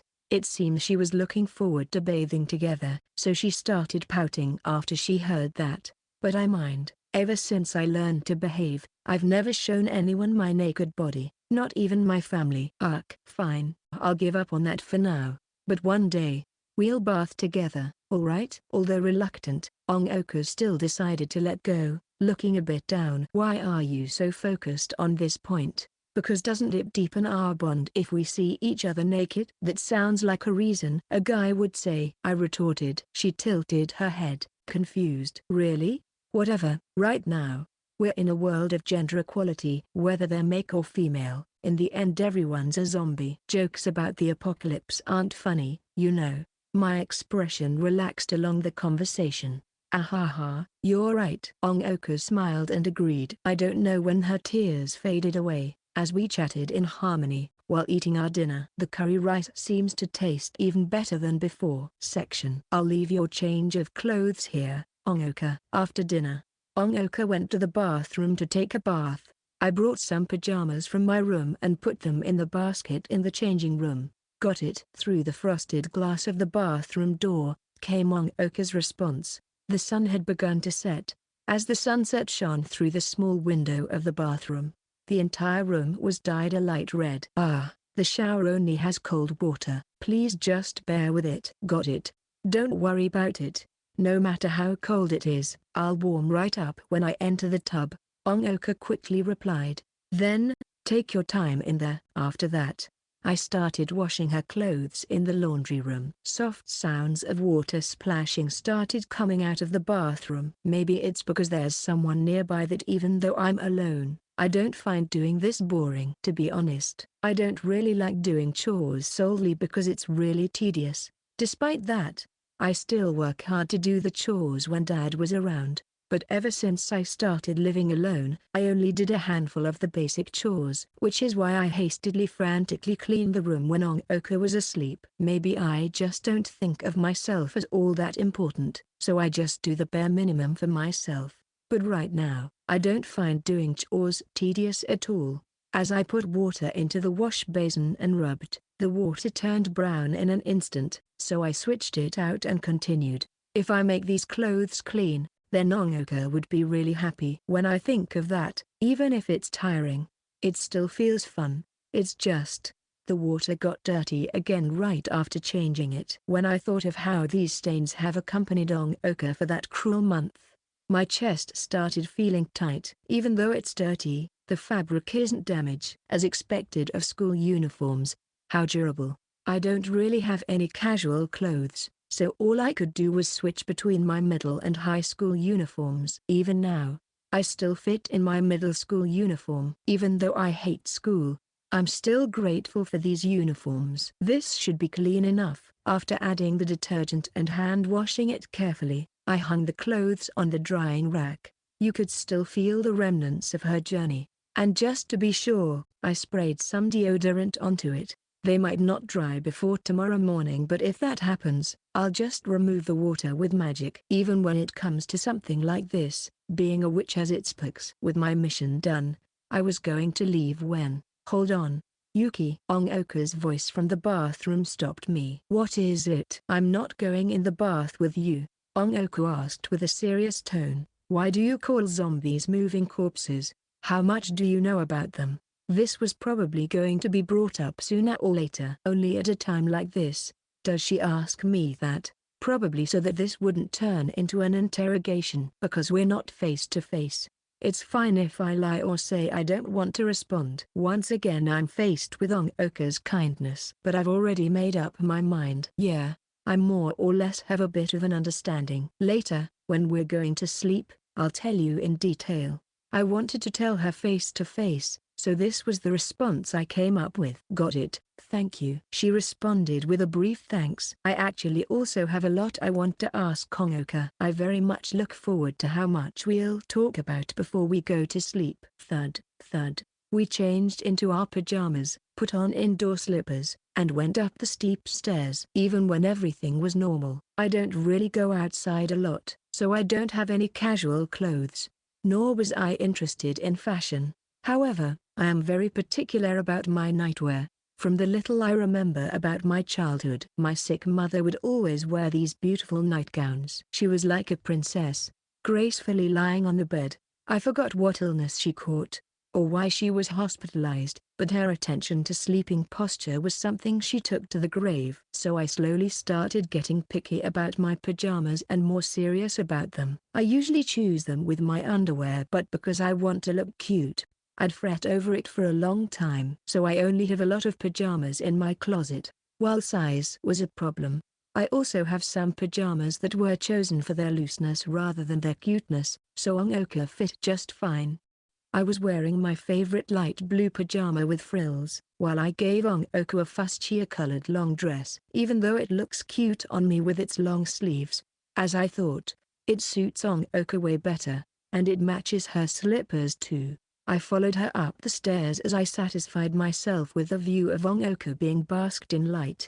The sun began to set, covering the house in darkness, but Onoka's flashlight lit the way for us. Even without electricity, flashlights still work as long as we have batteries. I never head out during the night when moving corpses are the most active, and I usually sleep before it gets dark, so I never had to use the flashlight.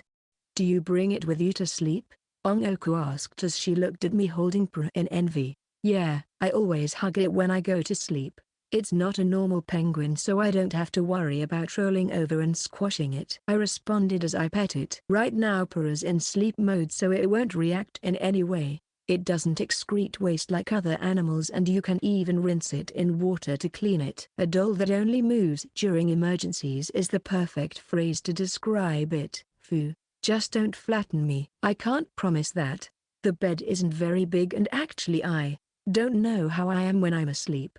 I gave a wry smile and then emphasized, you sure you want to sleep with me? I don't know when I might kick you off, and I already cleaned the guest room. Yuki, do you actually hate sleeping with me? Onoka interrupted me and asked. Of course not. Then there's no problem. I should be the one causing trouble. My older sister always complained that I stuck so close to her that she can't sleep. Older sister? This is the first time I heard Onoka talk about her family, so I was a bit surprised. Did I not tell you? I have a sister who's 2 years older than me. I see. I've never heard you talk about her. The words "how is she now" almost came out of me, but I swallowed them back in. This is no longer the peaceful and normal world we're used to. I shouldn't ask about her family's safety so easily.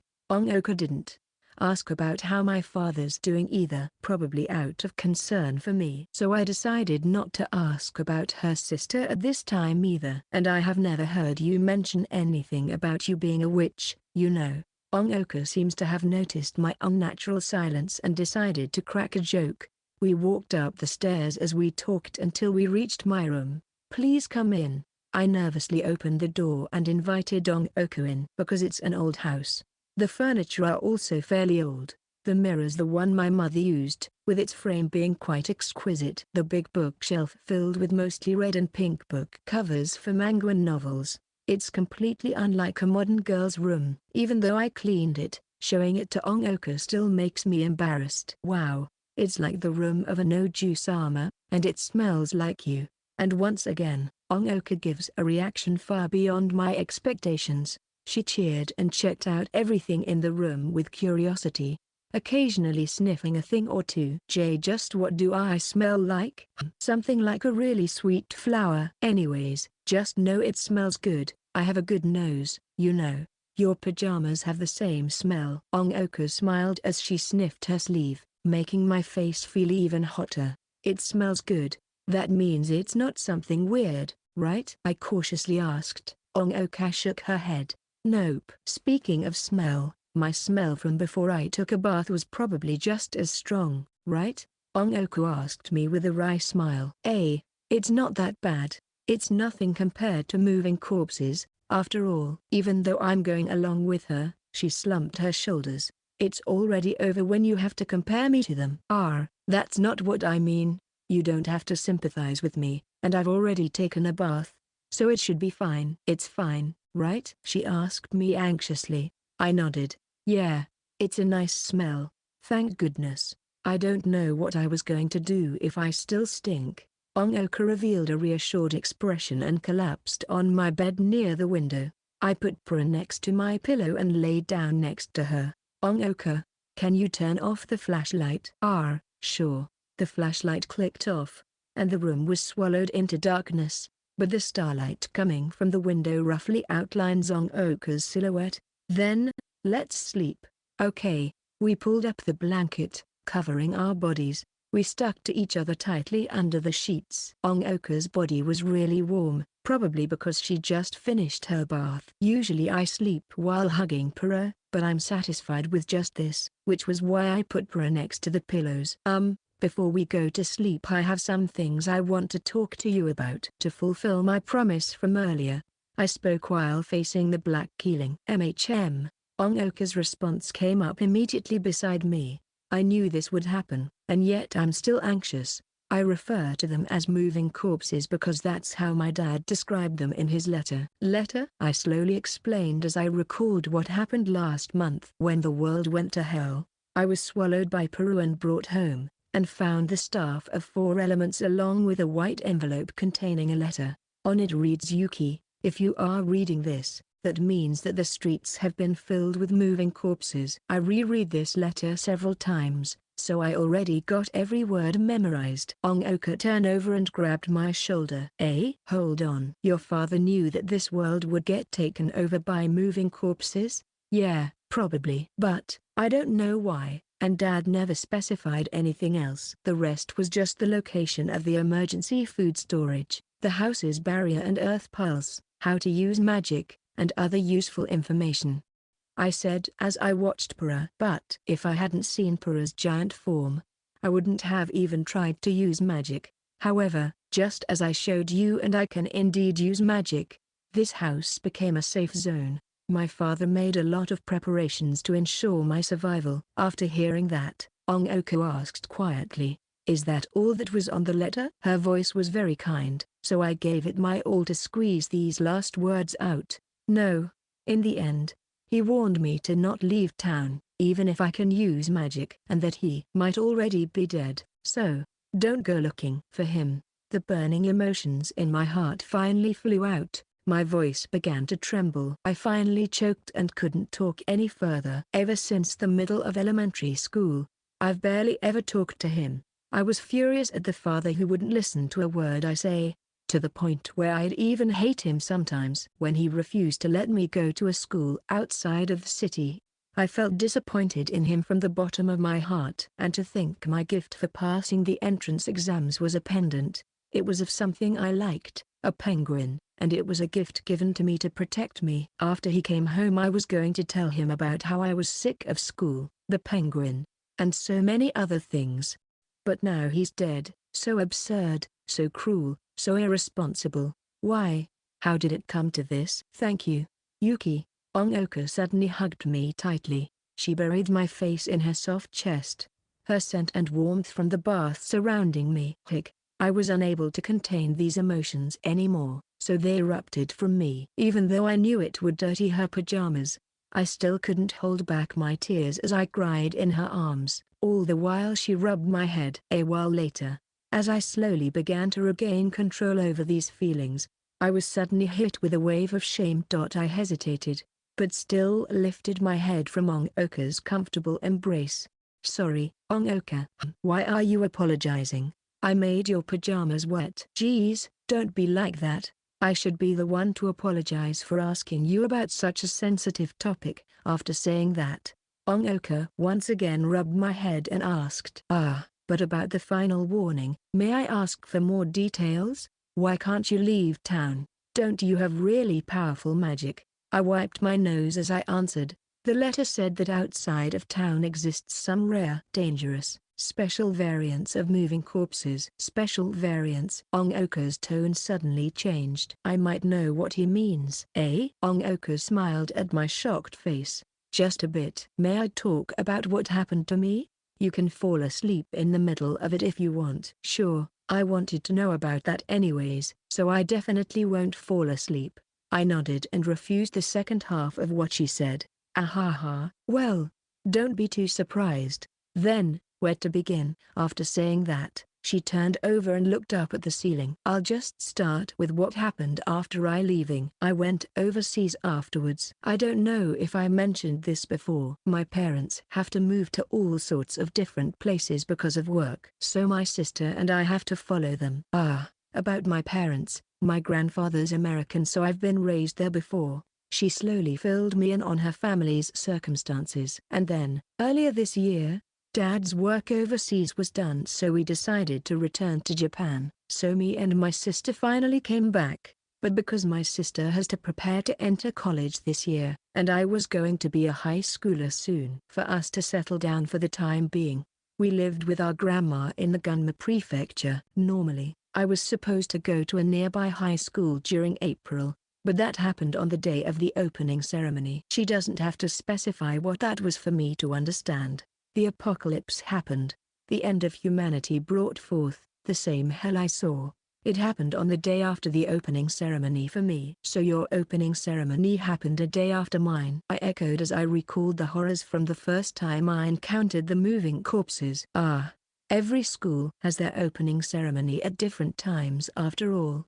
Well, whatever. Anyways, that day the town and school were thrown into a mess, but I was quite lucky. At that time, my sister and I were near the Self-Defense Forces headquarters, so we got a lot of protection there, but Grandma wasn't able to make it. Her voice trembled slightly. Onoka? Ahaha. Don't worry about it. I can't cry about it anymore. We couldn't contact our parents either. Maybe they aren't there anymore as well. I've already accepted it. Even though she said that so firmly, I was still worried for her, so I lightly held her hand under the blanket. I already told you not to worry. Even though she said that with a forced smile, she still tightened her hand around mine. Where was I? Oh right. I was taking refuge at the Self-Defense Forces headquarters. We were pretty safe for a while. The zombies, I should refer to them as moving corpses. The moving corpses can be killed with defeated with guns, and they can't scale the roadblocks and walls protecting the headquarters. It's not as good as your house, but it was still fine. As if trying to cover up her embarrassment, Onoka quickly sped through the part about her taking refuge. So, I thought that one day, we'd find a solution to this, because not only is there the Self-Defense Forces, there's also the US military. But no matter how long I waited, no one from other military bases came. The helicopter that was sent out never came back. Instead, what came back in its place was that monster. Onoka's tone suddenly started growing deeper.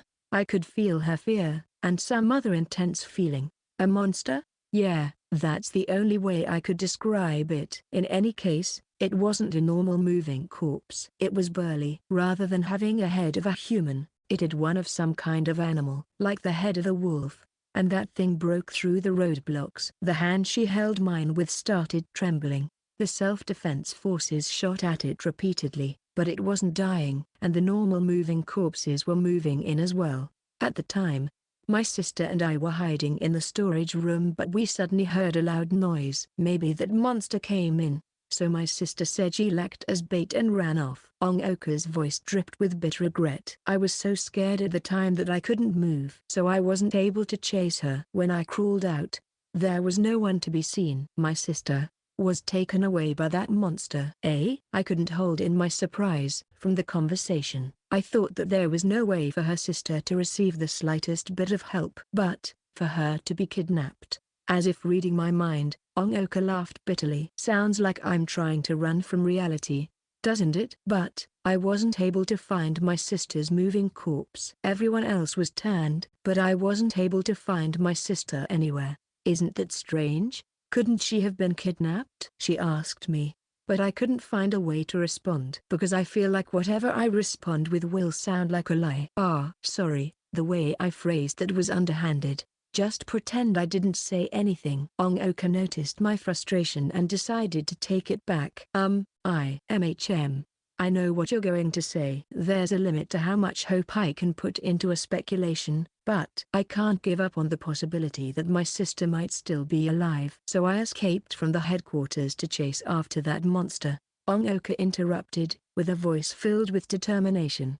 Chase it? To think Onoka would go this far for her sister. My chest started feeling tight.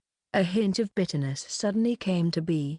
Yeah, I came to this town because it was on the way. To be honest, I haven't even considered whether or not you were alive. I thought there was nothing I could do about it. I also thought that you had already. But how are you even going to chase it? I was curious about that part. I was thinking that monster must have been attacking other survivors, because if not, then I couldn't understand why no one else has sent reinforcements. So I was trying to predict where the monster might attack next. Onoka stopped for a bit, as if asking if I knew the next place it's going to go. In other words, the closest military headquarters or whatever. Right? Yeah. But I think most have already been destroyed. I thought that the ones that are most likely to still be up are Self-Defense Force headquarters and U.S. military bases. Places like Kanagawa, Atsugi, Yokosuka. Kanagawa. I repeated that location.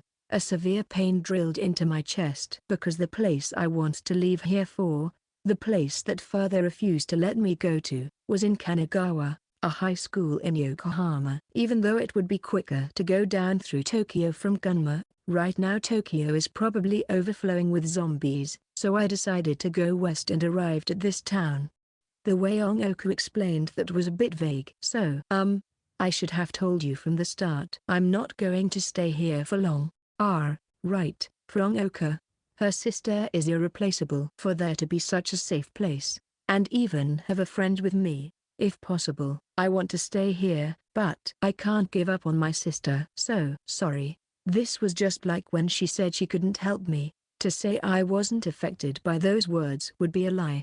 I was even honestly looking forward to our days living together. But it's okay. If my friend wants to do something, I won't stop her. I know that what I just said was just a front. Even though I feel depressed and lonely, and I really am envious of her sister for being able to be so deeply missed by Onoka, but in front of her, I still want to make it seem like I'm fine. It's just like the time when I didn't ask for her contact info 2 years ago, along with feeling the same regret that came with it, but I don't know any other way for me to stay as her friend. I felt her hold her breath. You really are so cool. Hearing her whisper filled with emotion, I felt my cheeks burn. I'm not cool at all. I'm just putting up a front. So I don't deserve the slightest bit of her praise. No, you're really cool. But Onoka still kept praising me, and then she playfully hugged me. It's the opposite from before, where now it's her face in my chest. So itchy. This is the first time I've had someone touch me like this, so I couldn't help but squirm my body. Ahaha, sorry, but it'd be great if they were bigger. Onoka let go of me and laughed. It took me a while to realize that she was talking about my chest. My body started feeling hot. Sorry that they aren't as big as yours. Geez, stop pouting. Onoka smiled dryly as she rubbed my head. My frustrations disappeared in an instant. So you've already decided to leave immediately tomorrow? I asked before I go to sleep. No. First I still have to repay your kindness. You mentioned that chores give you a headache, right? And if I'm leaving, I have to retrieve my motorcycle along with my belongings. Got it? Then I'll be counting on you tomorrow. I felt my consciousness slowly fading away. Onoka's refreshing warmth beside me brought me into a deep slumber. Okay. Leave it to me. Well then. Good night. Onoka lowered her voice and whispered in my ear. Yeah. Good night. I responded, half asleep. When my consciousness faded away completely, I felt a warm hand once again rubbing my head. Please wait a moment. I stared at the never-changing TV screen in a daze. Just how long am I going to stay like this for? I've already gotten tired of waiting. But I don't want to do anything. I don't want to think about anything. I just want to stare blankly at the TV screen for hours. In front of me, the penguin was sleeping pleasantly on a cushion. According to my father, it's a familiar that will protect me. It's all thanks to it that I was the only one who was saved! Exclamation mark. The scene with Mishima being attacked, her scream of despair before she died kept emerging in my mind. I desperately squeezed my ears. I keep telling myself to stop thinking about it, but like a moth drawn to a flame, I kept recalling everything that's happened today in one go. The massive noise that rang out outside of school, the teacher covered in blood, people who are dead and yet could still move, a giant penguin, Dad's letter, and that line about how he could no longer be in this world anymore. I hate this. I really hate this. This isn't what I want. Even if I try to empty my head, these thoughts still slip in. How is it outside? Even though the letter says it's fine, won't those moving corpses come in? And what's magic? Is everyone at school already dead? What about our neighbors? Is Dad really not in this world anymore? And, right, that girl. The girl I had lunch with every day 2 years ago, on the week before the end of the second semester. My only friend, Onoka. Onoka, Onoka, Onoka, Onoka. Right now, Onoka. I clenched my teeth, wishing for her safety. I recalled the scene again, but this time I didn't feel any regret. It can't possibly be fine if everywhere else is in the same mess we're in. The TV and radio broadcasts have gone offline, meaning that at least the entirety of Japan is wrapped up in this. And my repeated called my father's phone using the landline, but they aren't going through. So I decided to flip through the phone book and dial a random number. My father would sometimes use English or some other language I don't understand on the phone, so it seems that there are more foreign numbers in the phone book. I'm just using this to get the whereabouts of my father, but no one answered. This mess might be happening on a worldwide scale. If that's the case, then there doesn't exist anywhere that is safe. But maybe right now there might still be people alive. That time, why didn't I? I now deeply regret not asking for Onoka's phone number. The call might still go through if it was made during the day after the incident. If I knew her number, then maybe I could have contacted her. If so, then maybe I could have helped her. 2 years ago, because I didn't want to appear weak, I didn't ask for her contact info. But what did Onoka think? Maybe I'm just thinking about something unnecessary here, but what if that hurt her feelings? Why did I not think about that until now? I became very disappointed in myself. The thought that I'd be so selfish enveloping me in guilt. This might be the first time I thought about Onoka. Onoka was a person who was brighter, prettier, and stronger than me, and yet I unnecessarily pushed her away. She wanted for us to build a relationship of mutual assistance, and yet I haven't done anything for her. It's already too late to regret it. There's no way to turn back time, after all. I'm sorry, Onoka, Onoka. I repeatedly apologized in my heart. What appeared in my mind was the smile of the friend I'll never be able to see again. Section. I slowly exited the land of dreams as I felt a bright light shine over me. When I opened my eyes, Onoka's sleeping face was right next to me. Observing her from this distance, I could see that her eyelashes really are long. Her nose was really straight as well, and her lightly breathing lips look really soft. Just what is she dreaming of that puts such a relaxed expression on her face? It's like a dream. At first I thought we'd never meet again, that my friend is already gone, but here she is, right in front of me, sharing a bed with me, the two of us sleeping together. Looking at her somewhat messed up chest, I was reminded of how much I cried yesterday. She saved me again. But I did save her from those moving corpses, but that's something that was done without me risking anything. This warm bed as well. They were all just things bestowed upon me by my father. But I alone still haven't done anything for Onoka. 2 years ago, Onoka spent the last week of her second semester on me. Even though she's transferring, it would be easier for her not to get involved with me, right? Our last words before we leave, our reluctance to separate. Those final moments must be very precious. right? So, I also want to offer something to Onoka. Only then would we be equals, I thought. Section. To think you'd have a generator. Your father really did prepare for anything. Huh. After breakfast, I took Onoka to the shed. There was a mini generator in there that I didn't know how to use. Yeah, but I don't know how to use it. I never even touched it because I was afraid that I'd break it if I do. Hearing that, Onoka stared at me blankly. Such a waste. Could it be that you're an idiot when it comes to machines? More like I've never used complex machinery to begin with. To be honest, I prefer magic more because I just have to do a simple chant. I dodged the question, scratching my face as I responded, "Ahaha, magic's harder to understand for me. You can use any machine as long as you know the proper procedures." Onoka smiled as she read the instruction manual for the generator. By the way, for me, that manual is way harder to understand. Let's see. Yup, it's actually really easy. And this thing was in the storage room the whole time. Listen here, alright? You're going to have to listen to my instructions very carefully. Alright, got it. I straightened myself and took out my notebook. This one is a gasoline generator. You use it by pouring oil in from the top. Just unscrew the cap, and then unplug the gas container. And look, this is where you add the lubricant. Don't forget it. Onoka taught me as she grabbed the tools. I committed all her words to memory. How is it?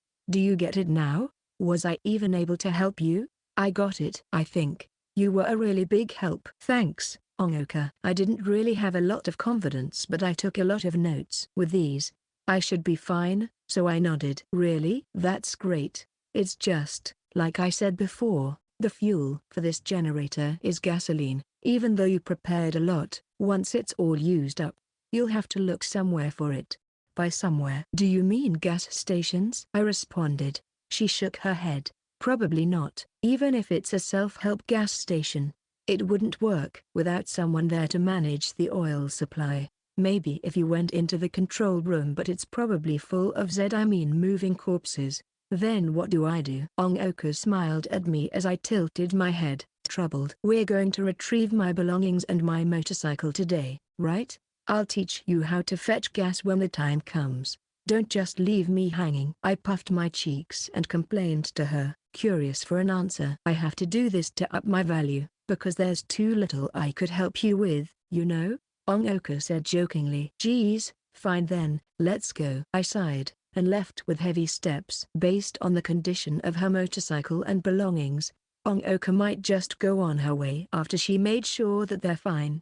Just like what I said last night, I'm not going to stop her. But it really is lonely. And I know that Onoka just wants to repay her favor and that she won't ask me for anything else. She cares more about me than she does herself. Just like 2 years ago, on the last day of school. But now is different. I'm no longer the me who puts up a front and only cares about herself, never considering Onoka's feelings. I don't want to lose to fear and live with regret for my whole life. What's important is not what I can do for myself, but what I can do for her. With that in mind, I peeked at my weak heart. Even if it's trembling in fear, I still had to do it for her. All right, I'm ready. Onoka was standing at the door, fully armed. The big gun strapped to her shoulder seems to be a Type 89 rifle she borrowed from the Self-Defense Forces. The fact that it is the word small gun written on it even though it was so big was quite amazing. Onoka laughed when I pointed that out.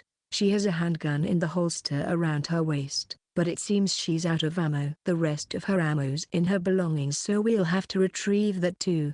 You look like you're well prepared, but no matter what you do, don't use your gun. That'll just attract more moving corpses, I told her with my staff in hand. Pewee. Peru agreed from inside my bag. All right, I'll leave them to you. Just take care of them without any hesitation. It's not like I'm a bloodthirsty serial killer, you know. I sighed softly, and then tapped the gate with my staff. The gate creaked open. We cautiously walked out. Even though there's very few moving corpses at this time, there are some that are lurking in the shadows, so be careful. Of course, Peru will notify us immediately if there's any danger, I told Onoka after making sure there were no moving corpses near the house. Got it. I really am jealous of that thing. Even though her tone was light, She was keeping an even keener eye than mine on the surroundings. That should have been obvious. She came here using her own strength after all. Looks like I don't have to confirm anything. With Onoka at my back, we walked down the middle of the road, heading to the destination. The sun was shining brightly like yesterday. You could barely see any clouds in the sky. Even though it's May, it feels like it's summer already with the sun burning our skin. All the moving corpses should be in the shadows or houses to avoid the sun. When we approached the downward slope, we had to go and walk along the river bank. We had to do so because the slope would be swarming with moving corpses because of the shadow the slope casts. By walking along the river bank just like that, we were able to see the park. Found it. Onoka found the motorcycle that had fallen at the park entrance and cheered quietly. So that was your motorcycle? Yeah, but it's just a scooter. I was always worried that it would run out of fuel. Yesterday, the moving corpses appeared, so I missed my chance to refuel and had to get going, which ended up with me being surrounded in the park. Onoka explained what happened yesterday. There's also a travel bag over there. Are those your belongings? Yeah, that seems to be fine as well. There's still quite a few moving corpses over here. Onoka nodded, and turned nervous again after seeing the moving corpses in the trees. But there seems to be less than yesterday, and they haven't noticed us yet. So we just have to go where there's sunlight as quietly as possible. Be sure to stay quiet. Got it, Pura? I told Pura, who poked its head out of my bag, and then cautiously walked down the embankment. Yuki, I have to warn you that the scooter's out of fuel, so we can't just ride it away. And pushing it up this embankment isn't easy, you know. Don't worry. There's not much moving corpses right now. I'll clear the path and you push the motorcycle, and then we'll decide the rest after we've escaped to somewhere safer. I responded without turning around. Onoka laughed behind me. Haha. How reliable. Later we silently inched closer to the motorcycle. Onoka pointed at the travel bag beside the motorcycle and gave me a thumbs up.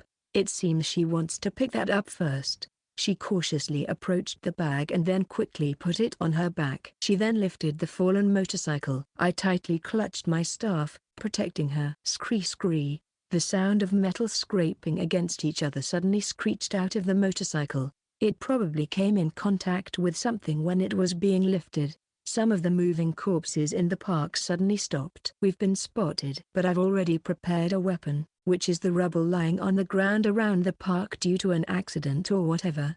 I touched my staff to them and then briefly chanted, "Move out." The difficulty of controlling magic gets harder depending on the element, with earth being the easiest, followed by water, fire, and then air. Mastering solids, or earth, was the easiest. The energy I sent out is really easy to maintain. It's as if I'm moving an arm or leg. The rubble floated up according to my will and spun above my head. How's the motorcycle? I asked Onoka. Yeah, it's fine. Nothing broke. Sorry about the noise. It's okay. No matter how you look at it, it's impossible to go about this without being spotted by anyone. I responded. And then I sped up the rubble and sent them towards the head of a moving corpse approaching us. Splat! Its head burst into a mixture of red and yellow liquids. Amazing. Rather than a blunt force, it's more like a cannon. Stop admiring it. We need to get out of here. I urged the surprised Onoka. Right, where we going? Keep going along this road and then turn right at the next intersection. Okay. Onoka started pushing the motorcycle, but the fastest speed she could go at was that of a fast walk. I protected her from the rear, holding back the moving corpses that are coming from the park. Splat, splat, splat. Thud. From the sound of it, I feel like what's happening behind me is really disgusting. Now's not the time to worry about that. I used the now blood-covered rubble to smash their heads as I patted Onoka's back, urging her to move forward. Maybe it was because of what happened yesterday, but it seems there were more moving corpses than we expected. Keep moving forward. I don't wanna go back. Onoka shouted and picked up the pace. I don't know if the atmosphere's boosting her speed, but we were slowly increasing the distance between us and the moving corpses. I also threw away the blood-covered rubble and focused on running away. After going past the main street, We took a countless number of turns before we were finally able to shake the moving corpses off our trail.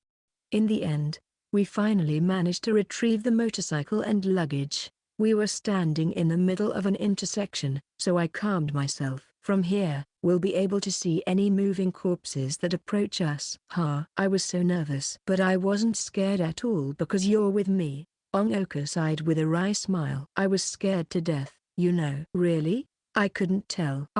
Right.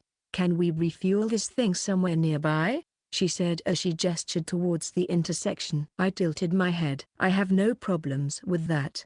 But where to? There doesn't seem to be a gas station nearby. And even if there was, it's already established that those won't work. So how are we going to? Onoka proudly puffed her chest, and looked at my confused face. We're obviously going to get gas from there. She pointed at a bunch of scattered cars. Could it be? I think I got what Onoka's trying to do. Yeah, these cars are everywhere, and it's easier to take gas from them.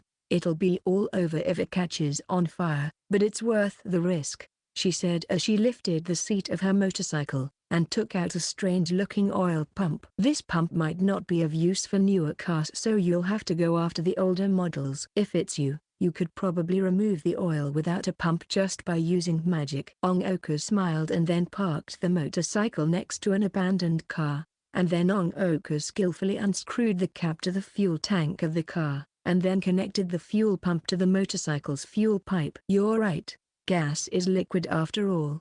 I should be able to control it like I do with water, and it's less likely to catch on fire if I use magic. I watched as she refueled the motorcycle bit by bit and nodded. Even though my magic has the condition that I must touch the target to use it, but if I have a liquid linked to it, then I could probably take the fuel out of the fuel tank. Just like that. You can get gas from cars, so for the time being you don't have to worry about the generator at home. That's all I could do for you. It seems she's done refueling and unplugged the pump from the car. She then revealed a smile that looked a bit lonely. Looking at her, I knew that the moment has finally come. You're leaving? I held back my distress as I asked. Yeah, if I go back to your house, I might hesitate and extend the date of my departure. Onoka seemed to be holding back her pain as well as she reluctantly nodded her head. I see. There was so much I wanted to say, but for whatever reason the words all ended up in my throat. Just what are you doing? If this goes on, we'll just be reliving what happened 2 years ago, I told myself in my head, but I remained silent. Thank you, Yuki. You really helped me a lot. As if she was trying to rid herself of her hesitation, Onoka suddenly thanked me. She put the pump back into the seat and took out a motorcycle helmet. All right. You're going to Kanagawa next, right? I was finally able to speak, but the first words to come out were of something so unnecessary. That's not what I really want to say. Maybe it's because I still want her to spoil me. It's like I want her to be the one to ask me. But I know already, don't I? Onoka will definitely not do that. She's a really kind and really strong person. I helplessly clenched my fists. Onoka didn't seem to notice my predicament as she turned around, as if she's made up her mind.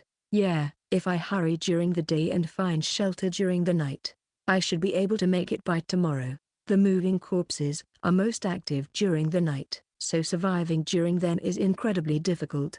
And yet Onoka still. Onoka, do you have to go look for your sister? And check out the headquarters in Atsugi and Yokosuka no matter what? Of course. What is it, Yuki? Onoka looked at me, puzzled. I couldn't bear it anymore, so I shouted, then, if you ever need help or to be saved, I'll definitely. Even though I was supposed to have gathered my courage, why am I so dumb? Even though I've already made it this far, I'm still relying on Onoka, pushing all the decisions and responsibilities onto her. It wasn't supposed to be like this. I was supposed to have decided already. But I'm scared. I'm scared of the moving corpses. Even though I can use magic, I'm still scared to death by them. So I'm unable to leave the safe zone, and unable to venture even a single step outside. So I wish Onoka would ask for my help, but that's impossible. I don't want to be someone so selfish. She turned round and said exactly what I thought she'd say. I already know that she's the type of person. So, I have to be the one to change. Acting cool is fine and all. But aren't you overdoing it? I squeezed my fists as Onoka gave a wry smile. If I don't, then I don't deserve to be with you. I held my breath. I smiled. Onoka was calling me cool, so I have to match her expectations. But I knew, I'm not cool at all. I'm the one who doesn't deserve her. Well then, I'll be going. She turned her back to me, put on her helmet, and started the ignition. The silent streets rang with the sound of the engine. It won't be long before the moving corpses start coming in, lured by the sound. So we can't talk any further. She's leaving. She's going to go somewhere I can't reach again. Goodbye, Yuki, she said with her back turned. Even though 2 years ago, you said until we meet again. My mind went blank. My overwhelming feelings stopped me from overthinking it. I threw away all my fear and self-awareness. With that thought in mind, I moved my empty body. I don't want this. I definitely don't want this. Only until Onoka asked me did I realize what I was doing. Yuki, what are you doing? Hearing her confused voice, I lifted my head and met her eyes. I regained my senses to find that I'm already sitting at the back seat of the motorcycle. I messed up. Anyone would hate it if I did something like this without a word. My cheeks burned red, but in the end, I was able to do the thing I wanted to do. I don't regret it. How could I? If I've already taken the first step, I might as well press on. I grabbed onto Onoka's bag with the hand that wasn't holding the staff and determinedly said, "Let's go." Go? Not understanding what I'm doing, Onoka anxiously responded. Quickly. Look, the moving corpses are already approaching. I urged the confused Onoka as I used my staff to point at the moving corpses emerging from the road with all the mansions. Alright, she replied as she activated the motorcycle. The sudden increase in speed forced me to lean back a bit. I shifted my grip from her bag to her waist, trying my hardest not to get thrown off. The engine vibrated under me. As its sound echoed inside my ears, the moving corpses faded off into the distance in an instant. Well then, let's go. To Kanagawa, I shouted with a voice louder than the motorcycles. Really? Are you saying you'll come with me? No, you can't, Onoka said as she tightly squeezed the handles. What can't I do? I come if I want to come. And I want to come. So there's nothing you can do about it, Onoka. I strengthened my hold on her, as if saying I won't leave even if you kill me. But, so suddenly. Even if you come with me, shouldn't you at least make some preparations? I already have all that I need right here in my bag. I'll be fine. I shook my bag, and made a sound of agreement. I've already made preparations before went out the door. I already acknowledged that this is what I really wanted. It's just I wasn't able to take the next step. Geez. If that's the case, then you're gonna make me look lame when I'm trying to act cool. Onoka sighed deeply. I replied, that's not it, you know.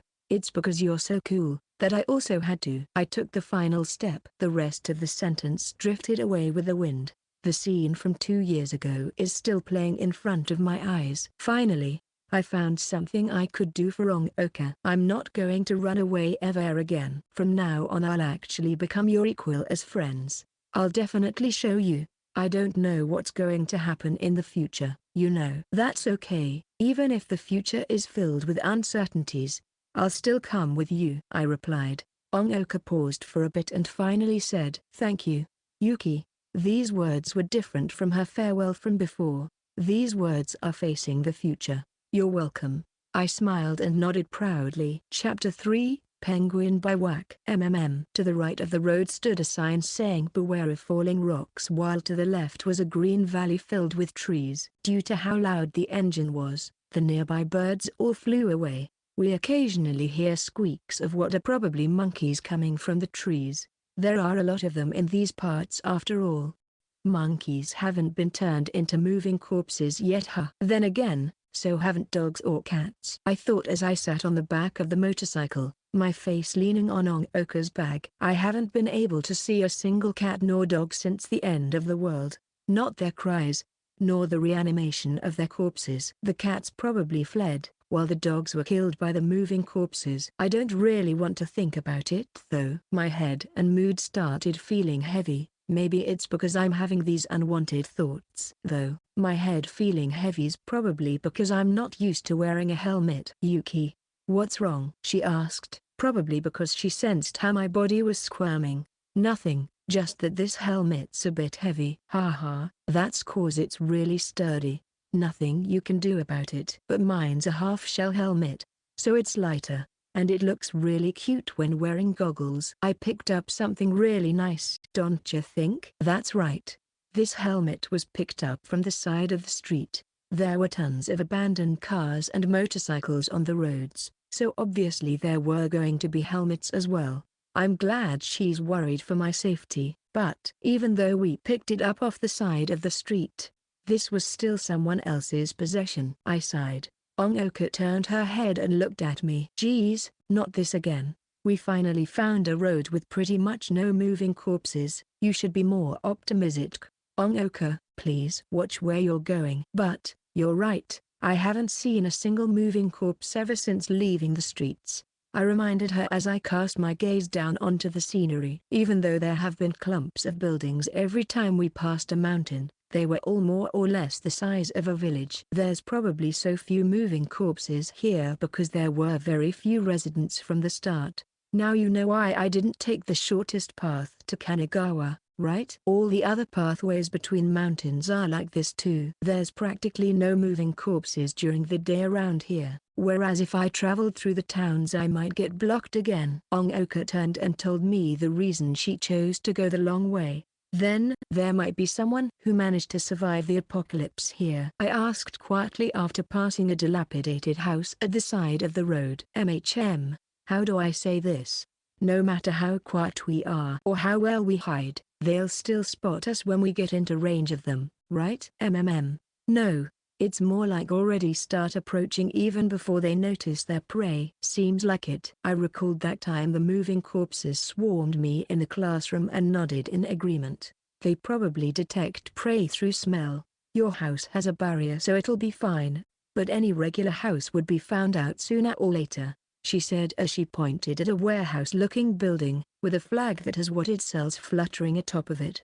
But its door is tightly shut, with no visible trace of someone living there. I spent the night at places like that before I met you. I thought I'd be safe because there's no moving corpses nearby, but when morning comes I would find them swarming around the house. I would have been long dead without my gun. Even though Onoka's describing it with such a casual tone, just imagining that scene gives me chills. I see. So had I not had a barrier, I would never have been able to remain undetected by the moving corpses. I muttered to myself, once again realizing how important the things left by my father were. Yeah, so even if you hide deep in the mountains, if the moving corpses sense that there's someone alive there, they'll start gathering. After hearing that, I looked up at the sky in worry. Then, if we don't have a safe place to stay, where are we going to stay for the night? The sun's about to set already. The mountains in the distance were starting to obscure the afterglow of the setting sun. We have to find a place to stay for the night right now. Although there isn't really a safe place,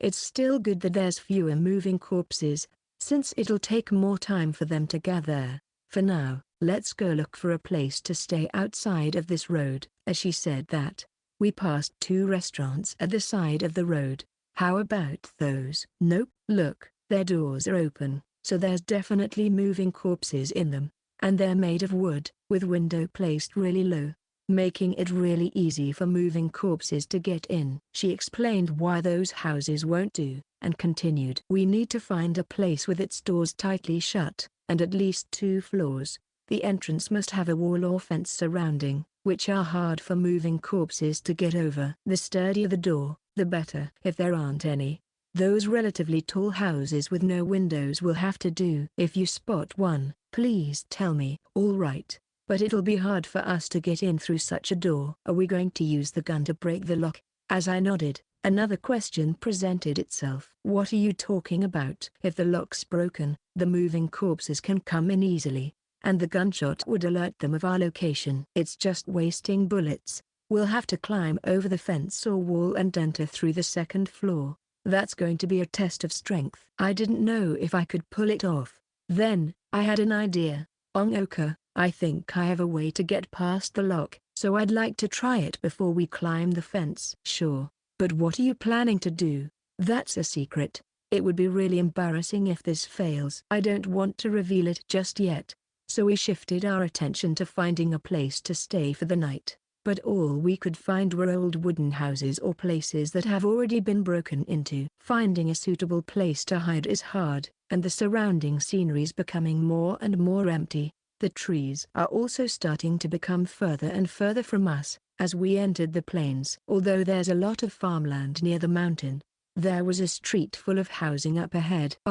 We've almost made it past the mountain path. There's a lot of moving corpses up ahead, so let's stop and rest somewhere nearby," Onoka muttered as she watched the glowing red sunset. Leaving the plains, we went into the mountains and spotted a house with a big living room through the branches. It was completely different from the houses we saw earlier, with its height being over 2 floors. "Onoka, how does that one look?" "I think it's a villa." "It is. Villas are really safe. Let's check it out." Onoka, surprised at my discovery, turned the motorcycle and headed towards the house. It had a relatively steep slope, which caused the motorcycle's speed to suddenly plummet. Although at first I was worried that I was affecting it by sitting at the back, the engine successfully made it to the front gates without any trouble, which was locked shut and covered with surveillance warnings. "I don't know if it's a villa, but it looks expensive. And it has really high fences, and there doesn't seem to be any moving corpses inside," Onoka said as she stared at the modern-looking house. "This will do. We have nowhere else to go." As she said that, I got off my motorcycle. The hand I was hugging her with was covered in sweat.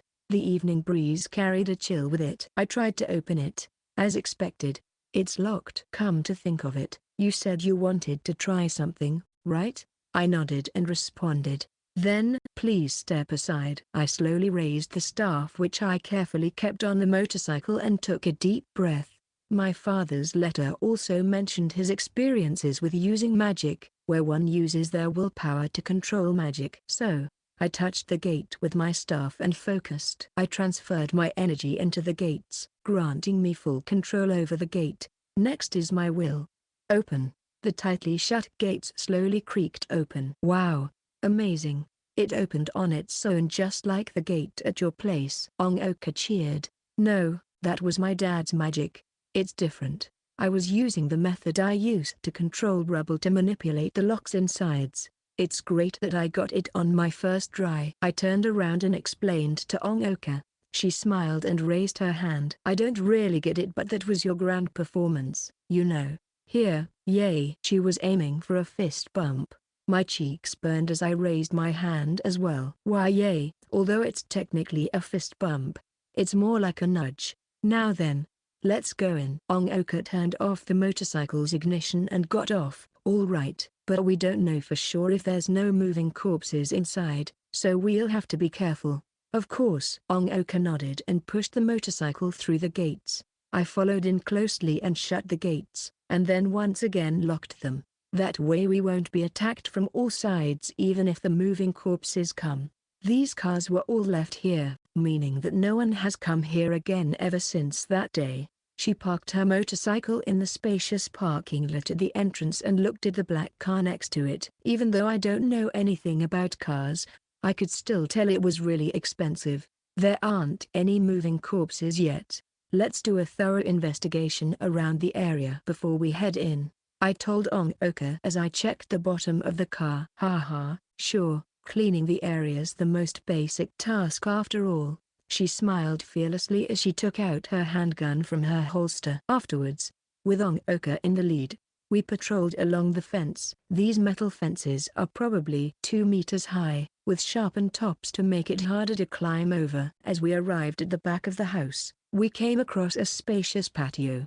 There were trees planted inside the fence, making it impossible to look in from the outside. After confirming there aren't any moving corpses, we circled around the house and returned to the gate. With the house exterior checked, and the fence and back door not broken, next up is the interior. Onoka took a small breath and turned towards the porch door. It's probably locked. Let me open it. Right before I touched the door with my staff. Phew! Suddenly Pura chirped from behind me. Ah! Are those things in there? I thought the sound it made just now was a warning, so I asked the cute penguin. Pui, Pura confidently chirped. Moving corpses? Onoka asked in a low voice. Yeah. What do we do? Thud. I was interrupted by a loud noise. Thud, thud, thud. The sound of something making impact continuously rang out through the porch door. Yuki. Onoka grabbed my arm and pulled me towards her and then put back her handgun. She then shifted her rifle from her back to her shoulders and got ready to fire. The moving corpse inside has already reached the porch. Just like you said, they probably noticed our scent. I used my feet to gather rocks that could be used as blunt objects and started preparing my magic to attack. That's probably what happened, but the porch door should be locked, so don't you find it strange that there'd be moving corpses inside? Onoka aimed her gun at the door as she said. Yeah, I don't think moving corpses could lock the doors by themselves. Could the owners of the house have locked them inside? But the cars are still here, and there's no point in locking them up. Thud thud. Suddenly, the sound got louder, the door creaked and rattled. The moving corpse is going to open this door with brute force. Let's worry about that later. Can you head over to the porch, Yuki? You open the door with magic and I'll deal with them when they start flying out. Got it. But if this fails, you have to get out of here. Geez, I got this. Just trust me. I trust you, but I'm still worried. Onoka was impatient as I responded. I went over to the porch door. I took out my staff and tapped the top part gently on the door and looked at Onoka. Onoka silently nodded. I focused and transferred my energy into the door using the staff. Just like I did with the gate. Open. The lock on the door clicked open. But because the door opens from the outside, with the moving corpse constantly pounding on it, it won't open immediately. I took a few steps away from the door. I then imagined the handle, and tried to control it. Move. Thud. I turned the handle halfway and the door fiercely opened. A while later, as if pushed by something, the moving corpse lunged out. She was originally a young woman. The skin on her hands have peeled off from banging on the door, revealing her red muscles. Her hair was also disheveled and messy. Da da da. The rifle's barrel lit up following the gunshots. Blood and brain plasma sprayed out from the back of her head. The moving corpse wobbled a few steps forward and fell in front of the two of you. After confirming that she can't move anymore, Onoka gave me the okay. So pretty. Just like how the military did it. Did you learn that in the self-defense headquarters? She responded to my question with a wry smile. Of course not. They wouldn't let a civilian hold a gun no matter the circumstances. I secretly taught myself this over there, and there's also my experience at the shooting range overseas. Onoka responded. Pura started to move again, as if it spotted something else. Pui. Pura warned me once again. Watch out, there's more inside. After hearing that, Onoka once again aimed her gun at the door, but her expression started to stiffen. Onoka? I was next to the porch, so I couldn't see what was inside. I was curious as to what Onoka saw, so I went around her line of sight and approached her. Yuki, stay back. It's all right. I'll figure out a way to deal with that. She stopped me from coming closer with a shrill voice, and then took a deep breath and pulled the trigger. Da da da. 3 gunshots rang out in the night. Onoka slowly put down her gun and took a deep breath. It's over. I can't confirm if whether or not there are any more inside the house, but I think it's over. Her voice sounded abnormally tired. For whatever reason, my chest started to sting. I have to know what she's thinking. With that thought in mind, I looked inside the house. Ah! I exclaimed. Lying there was a corpse. A very very small child's corpse. I've already seen one like this, because everyone in town was a moving corpse, be it man or woman, young or old. But the small and slow children corpses weren't very threatening. Even though I'm already used to taking down moving corpses, I still leave these ones alive, because I could deal with them by simply running away. Onoka probably did the same, but moving corpses, even though I already know they're dead, this still feels a bit cruel. Onoka shrugged. But this time, we had to kill it. Onoka had to pull the trigger with some very heavy thoughts. I was supposed to be here to help her, but she ended up being the one helping me. That thought made my chest feel extremely painful. Anyways, I think I get what happened. This woman probably hid her child who was bitten by a moving corpse in here, but the child who turned into a moving corpse bit her. That's probably it, right? Onoka said casually, but I can tell that she's forcing herself, making me feel even more uneasy. That must be it. What a tragic ending. I walked over to Onoka and held the hand she used to hold the gun. I made you do all the hard stuff this time. Yuki, you don't have to feel like you owe me anything, you know? I owe you way more, after all.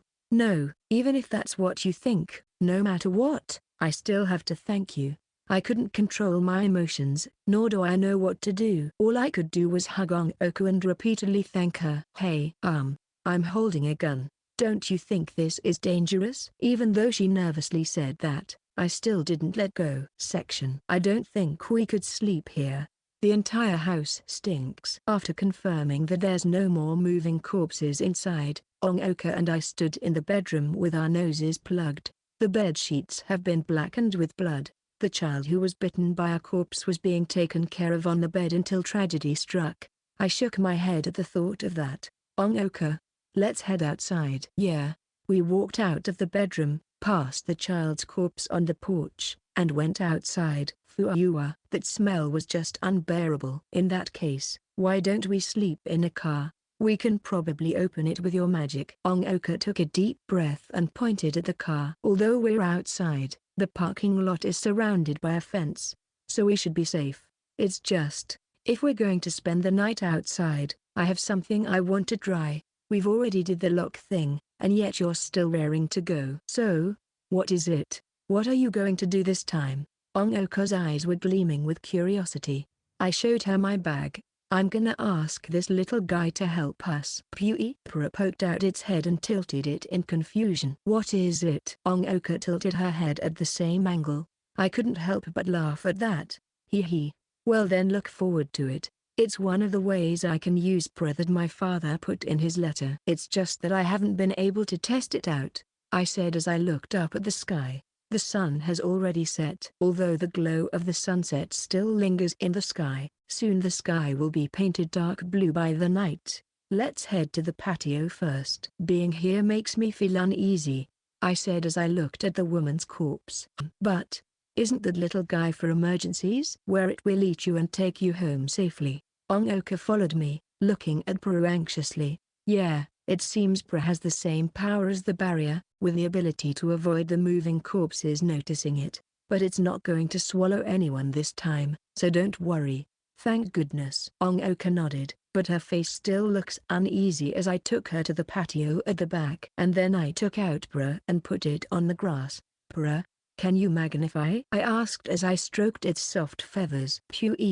Pura raised its right wing, telling me that it understood. And then Pura's body started to glow. Wah! Onoka took a step back out of shock. I have already seen Pura magnify before, so I just stood there. A few seconds later, the light disappeared and towering before me was a massive penguin, standing even taller than the second floor of the villa and with yellow feathers on its neck standing out in the dusk sky. With that size, it definitely could swallow someone. Onoka took another step back, her face twitching. Pura leaned over and whispered, as if asking, is this good? Thank you, Pura. I rubbed the familiar's belly as thanks. Its feathers turned from grey to white, and it also felt a bit moist. So big, and so soft. So cute. Although at first I was a bit scared of Pura, now that I know it wouldn't hurt me, all I have for it is love and trust. Then, excuse me. I walked between its legs and buried myself between its quilt-like feathers. Yuki, what are you doing? Onoka recovered from her shock and asked me. I adjusted my sleeping posture and poked my head out. This is better than I thought. Onoka, look, I've become a baby penguin. Emperor penguins incubate and raise baby penguins between their legs. Rather than Pura becoming bigger, it feels more like I've shrunk. It's just like a fairy tale. No, I've seen something like this on TV, and I waved to the confused Onoka. Do you still not get it? Acting as an outdoor bed is one of Pura's functions. Say, why are you so excited about this? Even though Onoka was surprised, She still asked me why I was so enthusiastic. Of course I'm excited. B, because stepping between a penguin's legs is a dream come true for a penguin lover. Look, look. These soft feathers. Isn't this really romantic? Come on, get in. Onoka, urging Onoka to hurry on in. I once again waved to her. Rather than romantic, it looks kinda scary, Onoka said as she nervously approached Prue and, Onoka, come here, come here. Onoka made an awkward face as she lifted Prue's feathers and got in. Wow, it really is pretty soft, and it's more spacious than I thought. The feathers aren't heavy either. Onoka laid down next to me and said, surprised, right? With this we'll be able to sleep comfortably. It's just that it's a bit hot in here with two people, Onoka said and turned to face the scenery. For whatever reason, it has a camping feel to it, as long as I don't look up. Onoka looked up for a moment and quickly averted her eyes. The giant penguin really is a bit scary. Don't worry, Pura's not going to move an inch. And it'll warn us if there's any moving corpses. It's actually pretty safe, I reassured her as I took out some cookies and bottled water from my now lightened bag. These two things were all brought from home. You only ate breakfast today, so you're hungry, right? Let's eat these and go to sleep. Yeah, and we're planning to get to Kanagawa in one go tomorrow, Onoka said, as if she's trying to change the mood, and took the cookies. Munch munch, the sound of us eating cookies echoed under the starry night. The two of us were sitting between Pura's legs, eating this plain dinner, and just like that, time flew by rather quickly. Even though, yeah, Onoka said as she gazed at the sea of stars. Thank you for coming with me. I was just following my heart. Yeah, I know, but I'm still happy right now. Just you being by my side puts me at ease. Onoka suddenly got really flustered and waved her hands around. I'm not saying that your magic's really convenient or something. Of course, it's helped me out a ton, but I'd still thank you even if you weren't a witch. I know. It's just like during middle school. Even if we didn't help each other, and just ate lunch and talked together, I'd still feel just a bit stronger. I smiled. Being at ease. To me, the phrase means becoming stronger by having someone next to you. Really? So that's what you were thinking at that time. I was probably thinking the same thing. Just that I didn't notice it, Onoka said self-deprecatingly. She took a sip of water and continued. Geez. To involve such a good friend. What have I done? I'm sorry, Yuki. Giving up right now would probably be really bad. But if I were my sister, maybe she would have figured something out, she said as she looked away and took a deep breath. Is your sister really that strong? I didn't really know how to respond to her apology, so I just asked a question. I didn't actually want to talk about her sister. Even though for whatever reason I feel anxious about asking it, I still felt like there was a need to ask. Yeah, at the very least, you could call her perfect. She's smart, good at sports, has great communication skills, has great connections, and most importantly, she's beautiful. She's basically my ideal self, Onoka said enthusiastically. I could tell that she really likes her sister. To be honest, I'm jealous of that sister. But the person she just described was rather than your ideal self. Isn't that basically you? Someone who could do anything, got along well with anyone, and has dazzling beauty. The only person I could think of who has those traits was Onoka. That can't be. I'm nothing compared to my sister, Onoka denied, flustered. Even you don't. As I thought. My standards for beauty must be way off. I couldn't think of anyone prettier than her, so I gave up. When it comes to beauty and all that, at the very least, I think you're cuter than me, Onoka sighed helplessly. My heart skipped a beat. For a moment there, I even forgot how to breathe. Me? Cute? I was stunned. That was way too unexpected. My father told me that when I was little, but no one else ever gave that same opinion. It may be hard to understand considering how plain you look, but any girl could tell. It's probably one of the reasons why you were bullied. They feel uncomfortable if they didn't use titles like witch to lower you. Those people were afraid of you. Yuki. Onoka smiled, and shrugged. But I still couldn't keep up. Really? But, ahaha, you don't believe me? But, isn't the concept of pretty and cute defined by the majority? But there's no one else left, so if I vote that you're cute, Then you are cute. It's decided. She smiled as she made her declaration, making my heart panic. Hold on. Don't just decide this so one-sidedly. If that's the case, I vote you. Then it's a tie. Well, if you're going to call me pretty, then I'll do the same. Look, you're so cute. Yuki. What kind of logic is that? It makes perfect sense, you know. I'm a science student, after all. First time I heard about it, I stared at her, my face feeling hot. Onoka seemed to be enjoying me being angry as she kept smiling for a while, and then sighed. All right. Now then, what were we talking about? Your sister, I said with a rough voice. Onoka scratched her cheek. Ah, I see. Well, all in all, my sister's my ideal goal, but it's not just that. She's also my closest family member. Watching Onoka's nostalgia-filled eyes, my chest once again began to hurt. My mood from just now was sent crashing down. Closest? No matter where my parents take me, in the end they're still never home because they're at work. So it's always my sister taking care of me. She was like a second mother to me, always there to help me when I need it. So this time, I have to be the one to help her, Onoka said softly, and then shook her head. No.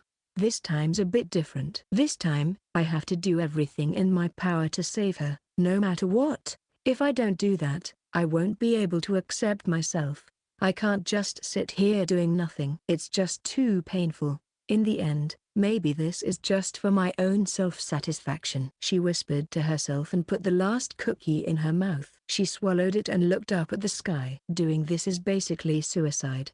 I'm not even sure myself how much I actually believe in the idea that my sister is still alive, she muttered absent-mindedly. I tightly held her hand. Onoka looked back at me and held my hand back. Don't be like that. It's not like I'm really going there to die. And now that I roped you into this, it would count as a double suicide. I'm definitely not going to let you, who followed me here because you were worried about me, die. That's a promise, she said with determination, and then put away the wrapper for the cookies. Then, I'll make a promise as well. I definitely won't let you die either. Let's search for your sister together. I fully understand the meaning behind these words. It's why I went on her motorcycle in the first place. I didn't do it because I could, rather, I did it because I wanted to. I didn't come here just so that I could be of use to Onoka, but that's not my only reason. Only until I fulfilled her wish could I call myself her friend. With that decided, I looked into Onoka's light-colored eyes. You really are so cool. Onoka smiled, embarrassed. In this inexplicably fluffy atmosphere, we lay there between Pura's legs. Although the surface of the giant penguin's feet is quite rough, they're also quite squishy and warm. The surface isn't smooth, so lying down doesn't feel very comfortable, but I should be fine sleeping in the depression between its toes. If Pura was a real penguin, the smell might be a problem, but thankfully I always wash it when it's in sleep mode, so it smells like soap. I poked my head out and looked up at Pura, with a sky full of stars above its head. So dazzling. I've never seen a night sky shine so bright. It must be because there's no light from the street lights disturbing it. But, if that's the case, then this night sky has existed above me ever since a month ago.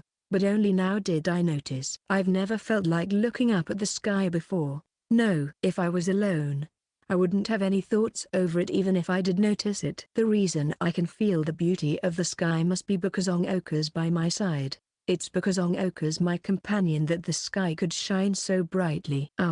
Yuki, Onoka, who was also looking up at the sky next to me, called to me. My heart fiercely beated. I was just thinking about her. What is it? My voice is a bit shaky. I thought that she's still alive, because I couldn't find her corpse anywhere, moving or not.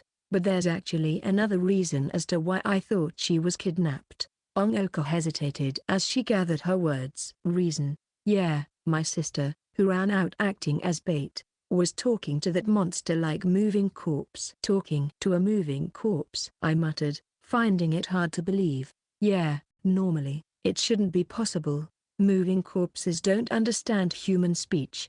I wasn't able to clearly hear what they were talking about, but I do vividly remember the last words spoken. Onoka paused for a moment, but she still managed to force the words out. She said, "Let's go." I felt a chill run down my spine. For whatever reason, those words struck fear within me. Maybe I heard it wrong, maybe it was a hallucination from the start, but those words have been echoing in my ear this whole time, which is why from the start, I thought my sister was taken by that monster. After saying that, Onoka let out a bit to laugh. Ahaha. Sorry for saying something so weird. But, even if I'm not sure of it because it's my reason, I thought I should still tell you about it. Yeah.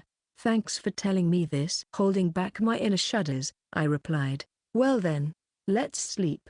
Yeah, good night, Onoka. Good night, Yuki. Onoka closed her eyes. Her expression loosened. Maybe it's because she revealed her secret that she feels more relaxed. But I wasn't calm in the slightest. The words that Onoka's sister said to the moving corpse swirled around in my mind.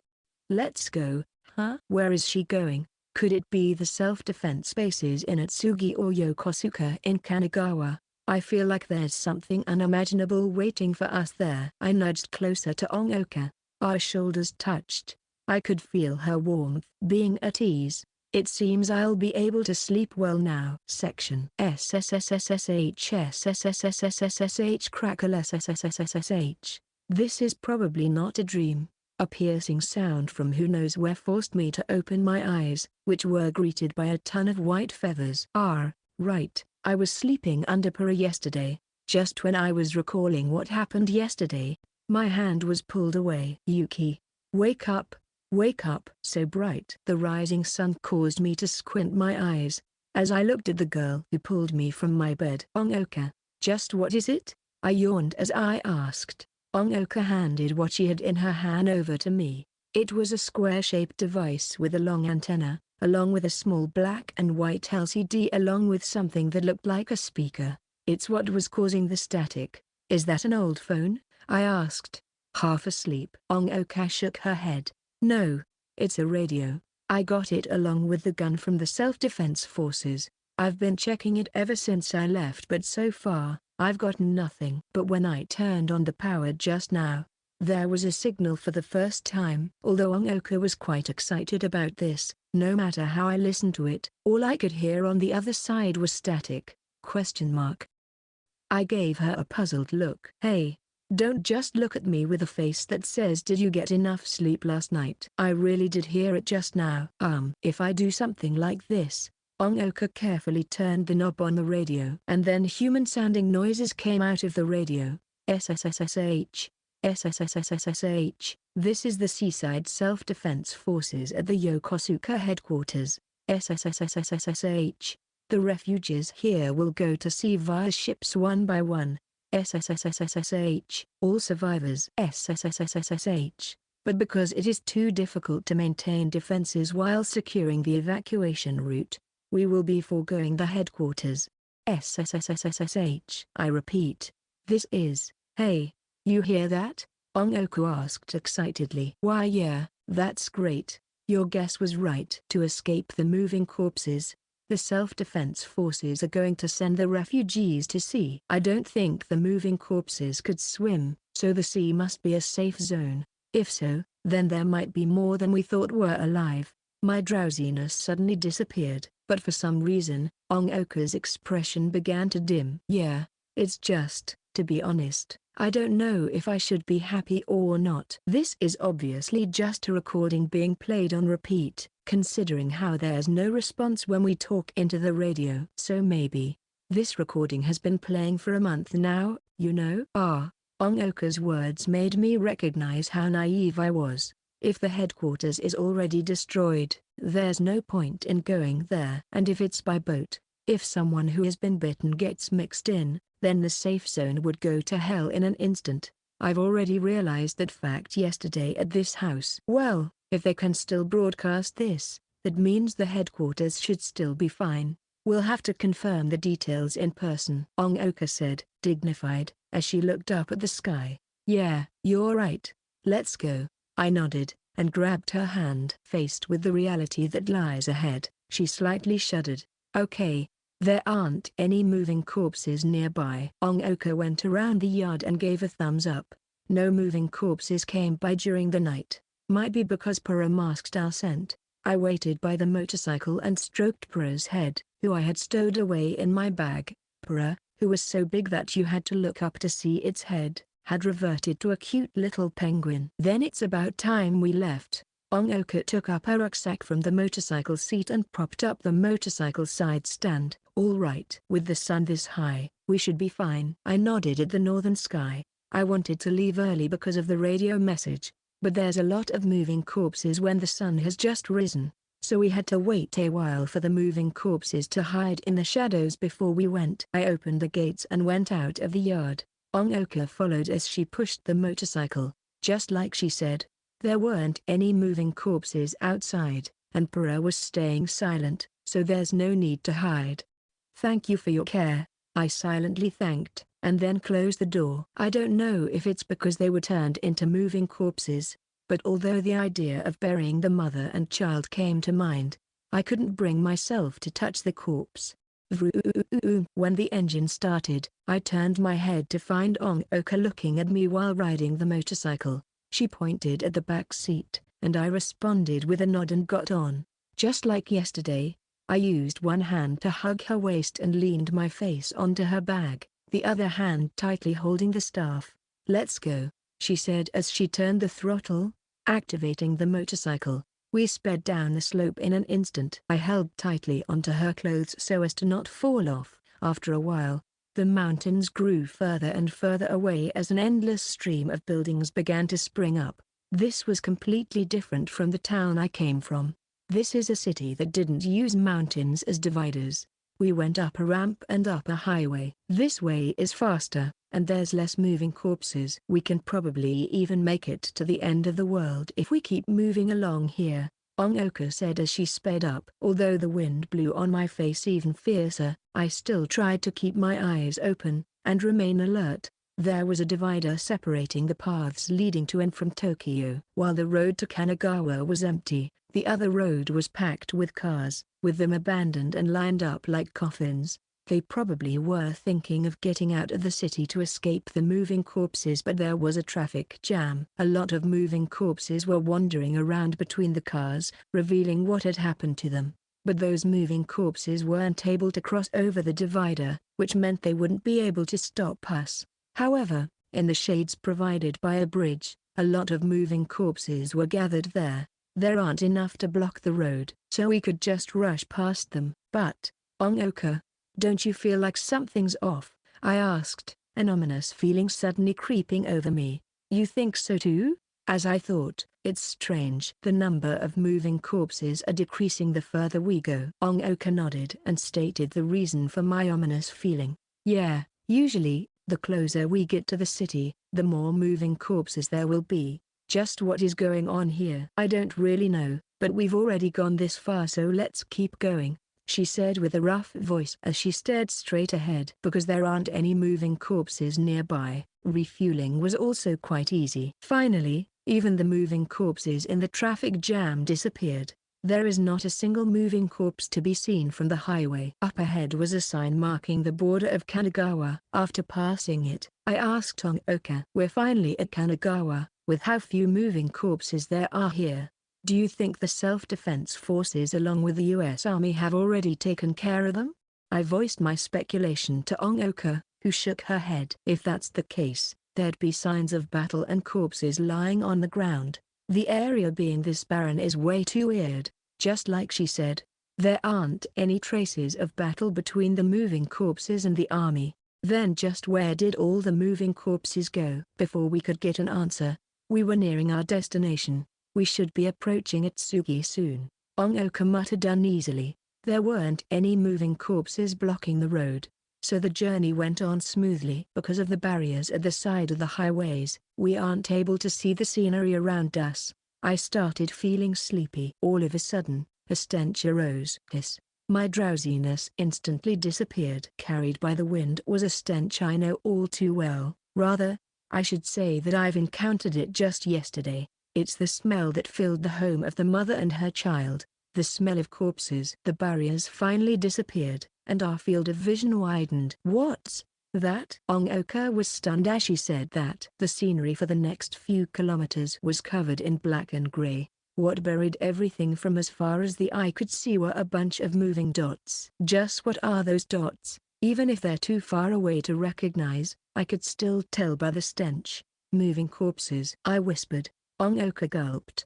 That's probably the Atsugi headquarters. I see. No wonder there weren't any moving corpses anywhere. After saying that, she continued with a stiff tone. When we were refugees at the self-defense headquarters, the moving corpses kept piling up at the barrier, until they stacked up so high that they went over the barrier. That was really scary, although the monster came and destroyed everything. Had we kept keeping the corpses out, that's what it would have turned into. Onoka looked at the massive pile and took a deep breath. Although we don't know who, there's still people fighting at the Atsugi headquarters. The monster might even almost be dead. Then, during this long period of resistance, all the moving corpses from the area are gathered here. After voicing my thoughts, Onoka bit her lips. It's as if they've been swallowed. As I gazed over the scene, I continued her words. The sea of moving corpses piled up higher and higher, like a hill. No. It's more of a landmark like a mountain. Because the highway we're traveling is curving, we can see what's at the end of it from here.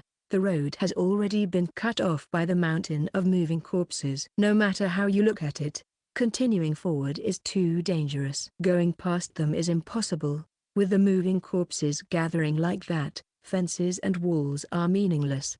The entire headquarters is buried at the bottom of that. At this point, let's give up and go home, was what I was going to say, but before I could, Onoka declared. But, the moving corpses are still moving north without taking shade. And that's where Yokosuka is. Yokosuka. The radio message appeared in my mind. Atsugi is probably gone, but Yokosuka might still have survivors.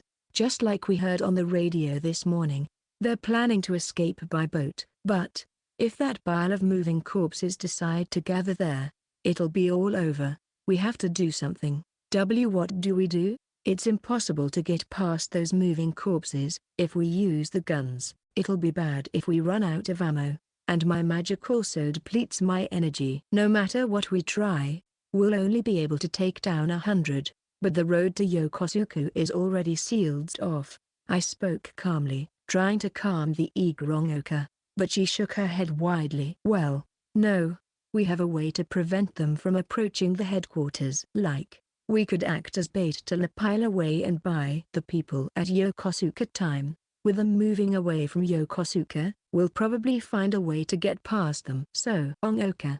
I stared at her as she ran her mouth with her ridiculous idea.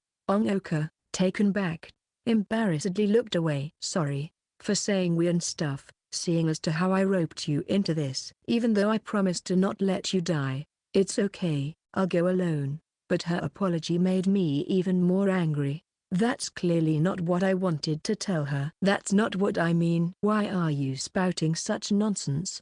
Not taking me would be an even more pointless suicide. I definitely won't agree to this. Eh? So you're going to come as well? I made a stern expression to the confused Onoka. Although there's no benefit to it, if you can come up with a convincing reason, I'll consider it. Then that's impossible. You'd never accept it. Onoka turned away. I pinched her cheeks and forced her to face me. Whether or not I'll accept it is for me to decide. If you're going to go at it recklessly, I'll have Pura swallow you. Got it? I also promised that I won't let you die, I said with unwavering determination. Pui. Hearing its name, Pura poked its head out of my bag. Hold on, Yuki. You're being too serious. I gravely nodded at her twitching expression. Yes, because I'm very serious about this. Now, fess up, I urged her with a low voice. Onoka sighed, as if she's given up. Fine. But, it really is an absurd reason. So if the moving corpses are moving forward, then that means there's people that way, right? Although I'm not sure who. I see. I simply replied. Then, that person might be my sister. Maybe. I couldn't say it. I don't know how to respond to that. Onoka smiled bitterly and continued. I know. My sister being kidnapped is already just my wishful thinking. And on top of that, for her to escape from that monster's grasp and reach Yokosuka. That's a delusion rather than coincidence. But I said it before. I can't give up. I can only move forward under the assumption that my sister's still alive. Maybe I'm. Onoka paused, and then squeezed out the last few words after taking a deep breath. Already insane. So, me doing this. Got it. I accept your reason. Let's do it. I delivered my verdict, not letting her finish. But did you even pay attention to what I said? Of course, you think that your sister's up ahead, so you're throwing our lives away as bait even though that's just a theory, right? Your words are a bit harsh. But, yeah, it's just as you said. Onoka shrank as she confirmed. To be honest, I don't want to act so recklessly, but I get it. Running away from here is basically letting your sister die. Then, as your friend, I can't have you bear this pain alone. After making up my mind, I looked at the horde of moving corpses covering the horizons. I'm scared, so scared that I feel helpless. I have no opinion over Onoka's sister, who I've never met. Rather, I even hate her a little for how important she is to Onoka. But, even so, if she's an irreplaceable existence to Onoka, that's the only reason I need. The hand that's holding the staff is trembling, and it's taking it my all to suppress it. Yuki. Onoka's voice became higher. Let's do our best, and try our best to live through this, alright? Yeah. Onoka vigorously nodded, with tears in her eyes. Chapter 4, The Witch at the End of the World. Bang bang. Onoka fired a few shots at the abandoned cars on the road with her gun. All right, that's the last one. Yuki, I'm ready. Onoka hurried towards the motorcycle, where I was waiting for her. Good work. Now we can face the worst-case scenario. Let's go. In the afternoon, with the sun shining high up in the sky, although there are clouds looming over the mountains, at least it's sunny right now. Okay. My knees are shaking. Onoka slapped her knees, and then sat down on the motorcycle. I sat at the back and hugged her from behind. It'll be alright. If we follow the plan, we'll be able to divert the moving corpses without dying. Yeah. Just doing our best, nothing more. Nothing less. That's right. But, even if everything goes as planned, we don't have any way of getting through that sea of moving corpses. So we'll have to give up on Yokosuka and return to my house. I made one last confirmation. Yeah. For me, as long as there's the slightest trace that my sister's still alive, I'll do anything. Also, I'll definitely repay your kindness, Onoka said, determined, and then activated the newly filled motorcycle. I loosened my grip on her stomach with my right hand and held the staff that I stuck between my armpits. Pewee, I chirped from inside my bag excitedly. It knows we'll be throwing ourselves into danger. If worse comes to worst, we'll be counting on you, Purah. So when the time comes, please take care of us. Pewee. I rubbed Purah's head. It made a short chirp, as if saying got it. Let's go, Yuki. Onoka turned around and looked at me. All right, let's start it up. I nodded. Onoka turned the throttle on. The engine moaned loudly, and the motorcycle started moving forward. We accelerated through the wind filled with the stench of moving corpses. When we went down the ramp, the stench only became even thicker. Seems the smell has accumulated at the bottom, but we can't worry about something like that now. Our motorcycle now is approaching the black sea of moving corpses.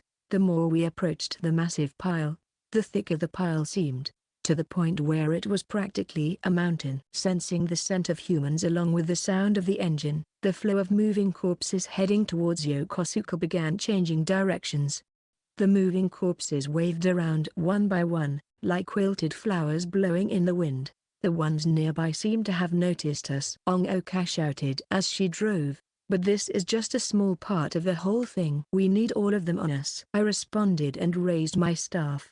Now it's my turn. Let's give it a shot. I used wind magic, which controls gases. As I transferred my energy from my body to my wrist, and then from my wrist to the staff, the air above me started to expand. Controlling gases is the hardest, because we usually don't pay attention to air, making it hard to visualize. But thankfully, there's the stench. Because of the stench, I was able to visualize the air and wind around us gather. I gathered and compressed the air under my control. I imagined the air becoming more and more pressurized and being squeezed tighter and tighter. And then I waved my staff with all my might.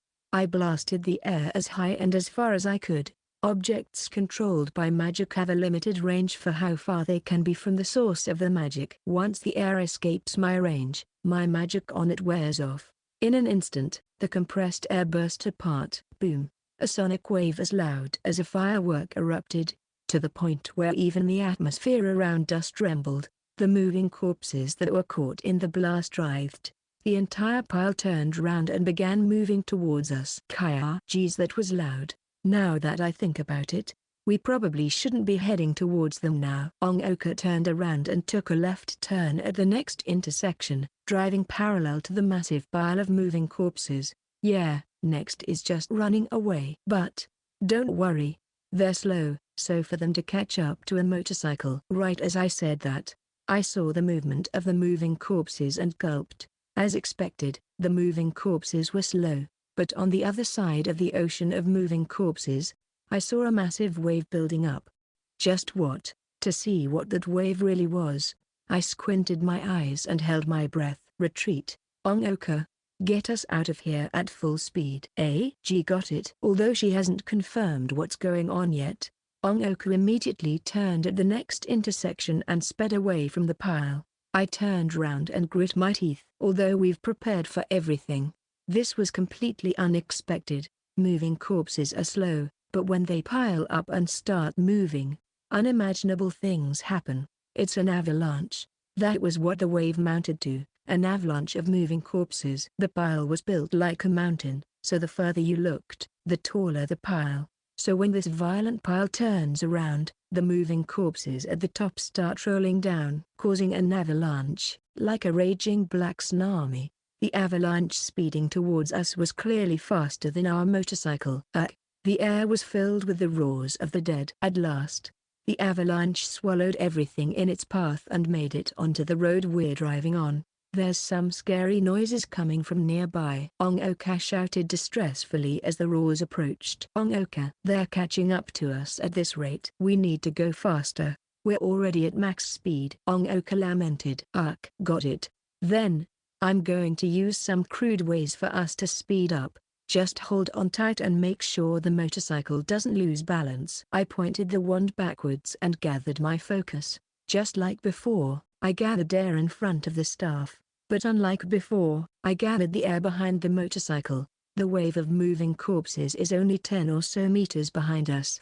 The moving corpses slammed to the ground at frightening speed, breaking limbs on landing. And then they were crushed by those that followed after them. Even so, their black eye sockets still only stared at us. Their outstretched hands were waving around to catch us. The blood being squeezed out evaporated into a black mist, covering the town at a speed visible to the naked eye. It's an actual hell on earth, but we can't suffer the same fate as them. Blast off. Right before the moving corpses could reach us, I blasted the air gathered at the back of the motorcycle behind us. Boom. The moving corpses closest were blown away by the wind. The motorcycle also accelerated with the wind, which instantly caused the distance between us and the pile to increase. You were? Onoka's panicked shout rang in my ear. Pui? Pura also made a surprised sound. The motorcycle jolted round. I hugged Onoka tightly so I wouldn't fall off. You! As Onoka angrily shouted, the shaking motorcycle started to regain its balance. Geez, Yuki, that was way too reckless. Ahaha. Sorry. I apologized with a wry smile. As I looked back, the ocean of moving corpses were over 100 meters away by now, and it's slowing down. With that, we'll finally be able to escape. Just when I thought that, a massive figure bursted out of the pile. It was a figure that leapt towards us on top of the avalanche-like swarm of moving corpses. Although its form is that of a human's, its actions are no more than that of a beast's. It leapt towards us on all its fours, using its abnormally long hind legs and its arms as front legs. With every jump from that thing, the moving corpses used as jumping pads were kicked away. What jumped out of the swarm was a 3 meters tall humanoid monster. It ignored the decelerating moving corpses and accelerated towards the motorcycle. With that thing's approach, I was finally able to recognize its face. Its skin was a bluish pale like the other moving corpses, but what's strange is its unusually large body along with the shape of its head. That's a special variant. My father's letter flashed back through my mind. The moving corpse chased the motorcycle on all four. Although it had the body of a human, its head was that of a beast, the shape of a wolf. Onoka. She heard my shout and turned around, and she also saw the moving corpse with a wolf's head. That's the monster, Onoka shouted. Her voice was filled with scorching anger. That's the monster, Yuki. That's the one that attacked the base we were gathered in. The massive wolf-headed moving corpse. That's the monster that kidnapped my sister. This really is the worst thing that could have happened. Just like Onoka said, it can't be killed with bullets and it's too fast to be hit by a cannon. A woo. The wolf-headed moving corpse howled. However, Onoka's howl from right beside me was even louder. Ah! Onoka shouted as she used her left hand to grab her handgun from her leg holster and shot backwards. Da-da-da-da-da-da-da. Gunshots rang out in my ear, startling me. The smell of gunpowder pierced my nose, blindingly bright light flashing out of the gun barrel. But she was firing with one hand, while moving, and on top of that she wasn't aiming either, so all the bullets just scattered everywhere. A few shots hit but the wolf-headed moving corpse didn't even flinch as it sped towards us. You're the one who... The recoil of the gun threw the motorcycle off balance, causing us to swerve left and right, but even so, Onoka didn't stop firing. Pull yourself together, Onoka. Keep your eyes on the road. I tried my hardest to yell at the Onoka, blinded by rage! Onoka hesitated and stopped firing. Don't waste bullets. This might be the worst case scenario but it's still within expectation. Stick to the plan. Sorry, you're right. She gritted her teeth, pushed back her feelings, and then put down her gun and continued onwards. That's right. Unlike the avalanche of moving corpses, this was within our expectations. The moving corpse that attacked the headquarters that Onoka was at may very well be heading towards Kanagawa. We came here with just that in mind, which is why we also considered the existence of that wolf-headed moving corpse when making out plans. Of course, that moving corpse is the biggest hurdle in our plan, so if possible we'd hope that it wouldn't come out. But now that it's here, all we could do was steel our hearts and keep going. Onoka, to the ramp. Got it. I don't know if what happened before was a personality shift, but the voice that responded was that of the usual Onoka. I'm really sorry, Yuki. Even though I'm trying not to think negatively, somewhere in my heart's still wondering whether or not that monster had eaten my sister because we weren't able to find her. Maybe it's because of that I was filled with contempt. We turned, and Onoka apologized to me as we headed for the ramp. I was supposed to save my sister, and even got you to help me, so isn't feeling this way kind of wrong? I don't really know if it's right or wrong. I just don't think it's really cool. Although I know that Onoka's depressed right now, I still decided that I wouldn't comfort her here. I don't know why, but I feel like if our roles were reversed, Onoka would say those same words to me. Ahaha. How harsh. But you're right, I have to at least act a little cool. I'll stop dragging you down from now on, Onoka said determinedly and drove towards the ramp so that we could get onto the highway. The waves of moving corpses made the ground shake. We could feel these terrifying trembles even from the motorcycle. But with our current speed and position, we'll be able to shake them off. The problem's the special variant, the wolf-headed moving corpse. When I looked back, the moving corpse on all fours was already relatively close to us. Onoka skillfully maneuvered the motorcycle around the cars on the road. While the wolf-headed moving corpse simply crashed through them head-on, sending them flying towards us. Onoka, to the right! Upon hearing my voice, Onoka immediately shifted to the right. A moment later, an upside-down car crashed to our left. Broken glass and car parts flew out from the wreckage. That was close. My back is drenched in a cold sweat. The motorcycle's already at max speed.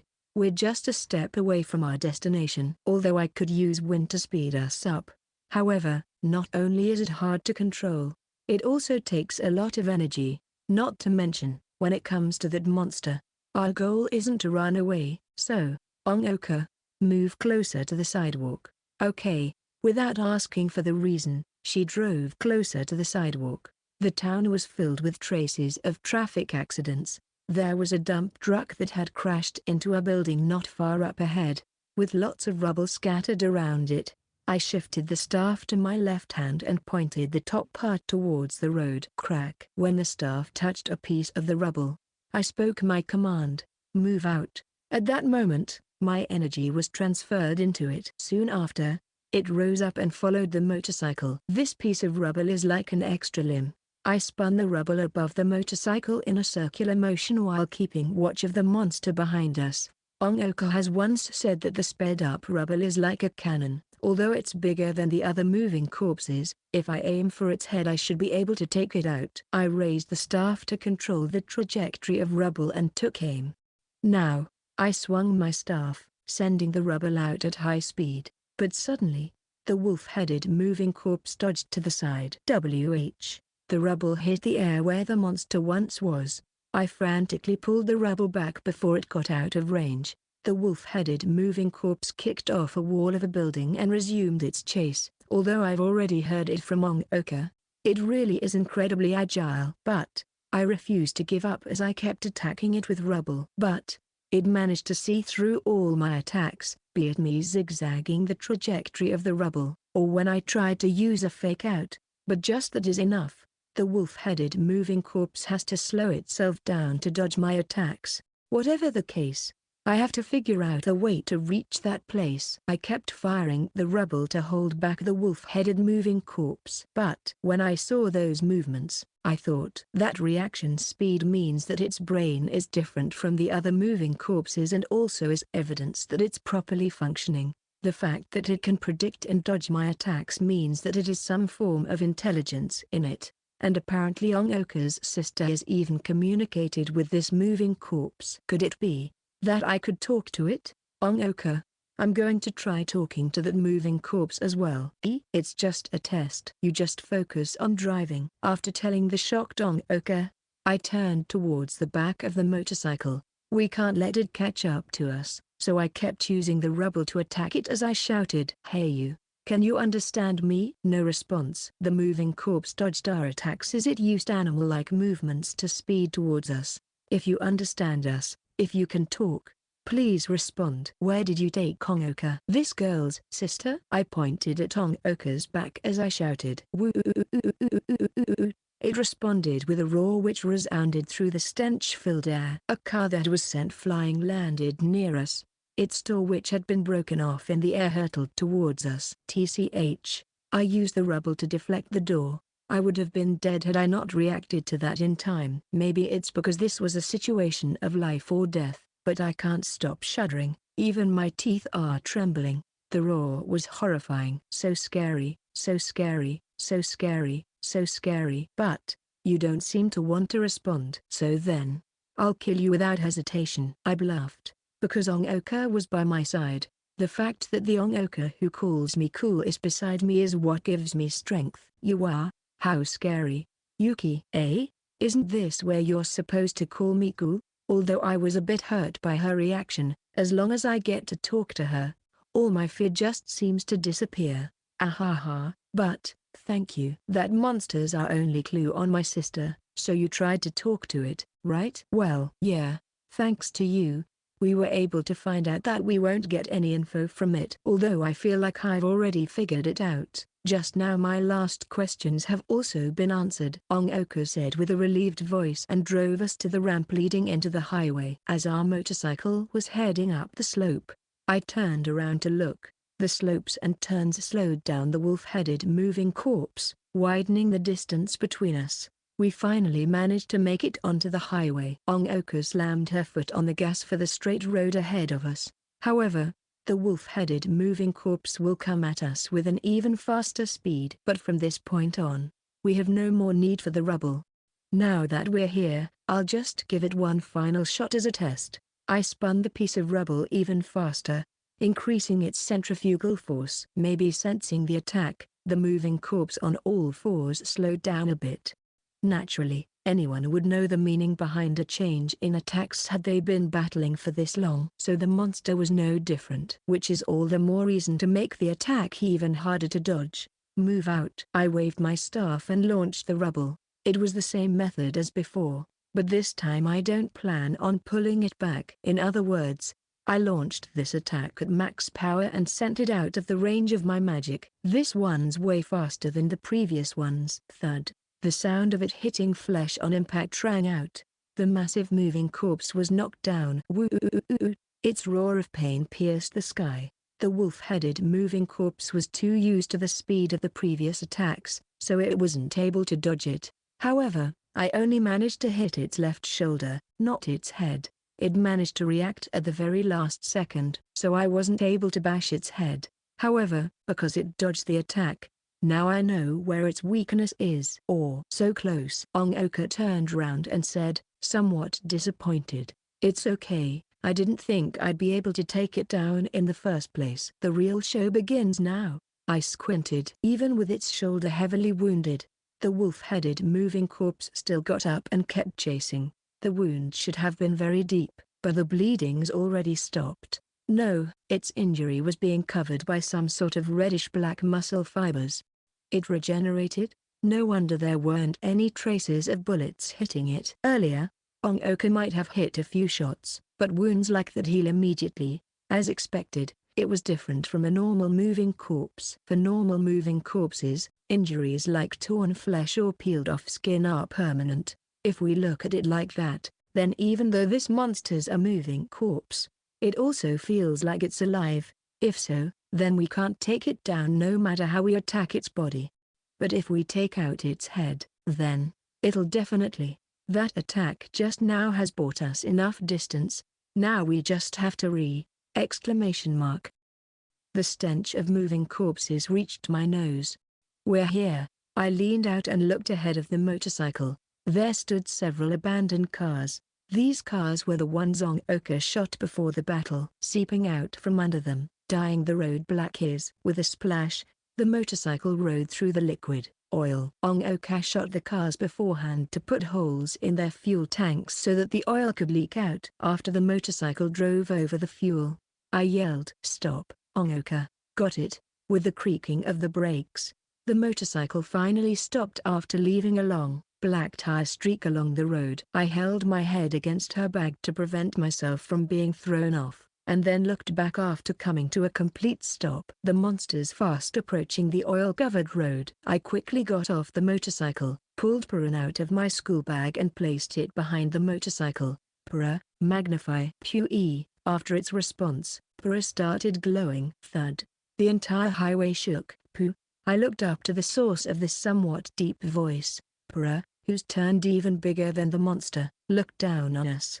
Behind it, the monster managed to close the distance between us in an instant. Although we have the massive penguin here, we're not going to have it fight the monster. Besides, Pura doesn't have any combat capabilities. All it has is defense. So, Onoka, I'm counting on you. Leave it to me. This time I'll definitely show you my cool side. Onoka got off the motorcycle, hid behind Pura, and took aim. Bang bang bang bang bang bang bang. She fired at full auto, her target not being the monster but rather the oil in front of it. The bullets struck the asphalt, causing sparks to arise. In an instant, the world was painted red. Boom. A moment later, the sound of an explosion rang out. Crimson flames and black smoke emerged along with the explosion. Although we were close to the explosion, because Pura was there to protect us, we weren't swallowed by the flames. But even so, it was extremely hot and the smoke was still suffocating. Kaya, had I not turned away any later, my face would have been burned black. Rifle in hand, Onoka took a deep breath as she leaned against Pura. Your face is fine but I think your hair's a bit burned. Really? I smiled as Onoka frantically checked her hair. Just kidding. Thanks, Onoka. I'll take care of the rest. I held my staff as I came out from behind Pura. A wave of heat blasted my face. There was smoke everywhere I looked. Was that sound of the blazing fire or the screams of the monster? The wolf-headed moving corpse took the blast at close range and was buried under the burning wreckage of a car. But still, the mound of black in front of me moved. Crash. A sound completely different from the explosion rang out as the wrecked car fell off. What followed was the massive body of the monster. As expected, it isn't. The monster used its scorched arms to tear the hood off the car with both hands and prepared to throw it at us. It's coming. I had chills all over. My flight instincts were telling me to retreat.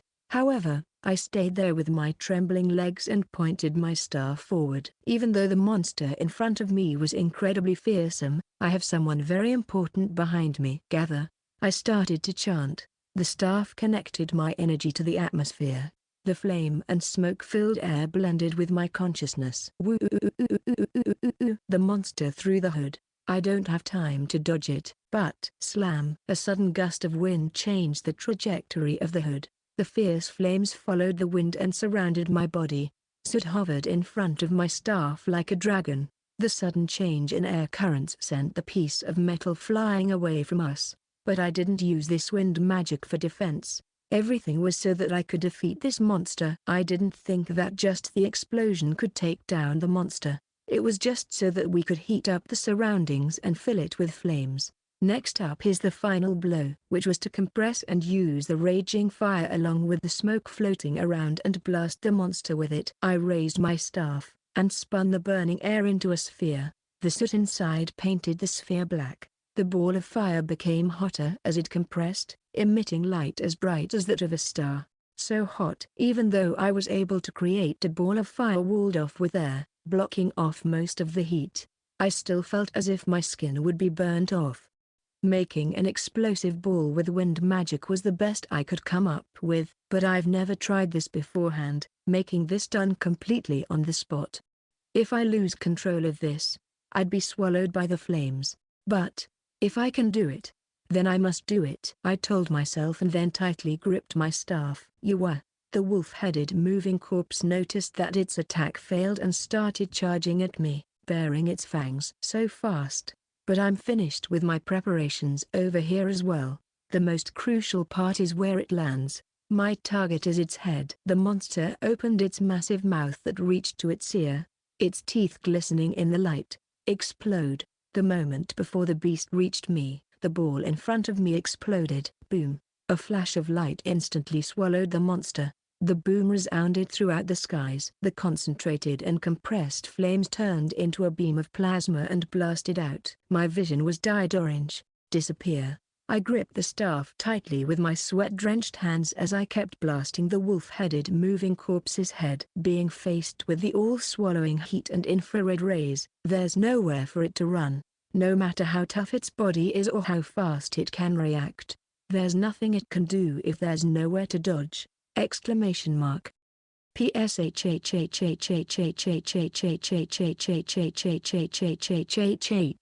The sound of something evaporating rang out. From the end of the staff I heard a dying roar. Gra. I gripped the staff with both hands, maintaining control over the flames until the end. Finally, the heat subsided and a cool wind blew on my neck. Before I realized, my entire body was drenched in sweat, which dripped down onto the road. The scene looked different from before due to the blinding light. The car wreckage melted and twisted. The middle of the curb was burned red. Lying on it was a behemoth with black limbs. The residual heat distorted the air like a mirage. We can no longer hear its horrifying roars. Did we do it? The moment I whispered that, the monster's black flesh twitched. Impossible. But this was very much reality. What sounded like tree branches snapping came out of it and the monster's body moved. Its incredibly tough flesh had broken off into pieces, and yet it's already getting up. How? We can't even tell where its eyes were, but the head is still intact. I could already feel the terrifying hostility the monster is pointing at us, causing my body to involuntarily tremble. Through the cracks in its skin that's peeling away, you can already see new muscles forming. It's already begun to regenerate. Yuki. Da-da-da-da-da-da-da. I heard gunshots from behind me. The monster's right leg was blown off, causing it to lose balance and fall back down. Its right leg had practically almost reformed. and yet it was blown off by bullets. From inside the wound, you could see the muscles squirming as bones started to grow. Even if you shoot its head, we can't stop its body from regenerating. Onoka. I turned around and met eyes with her as she wielded her gun. Quick, we can still take it out. I can't do anything to this thing's head with bullets, but if it's you, she responded. Right, even though the last attack didn't take it out.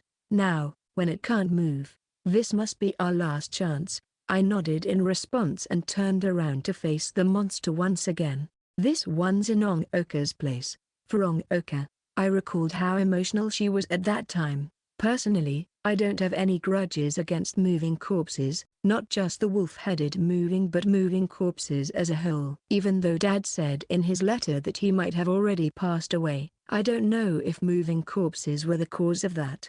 Besides, other than my father, there has never been anything important to me in that town. The house guarded by the barrier is safe and sound. And moving corpses has never taken anything from me. Even though my classmates, teachers, and those around me have been turned into moving corpses, I don't feel the slightest bit sad for them. Maybe it's because I still hated the majority of people. But I thought of the girl behind me. I thought of how much that wolf-headed moving corpse had hurt her.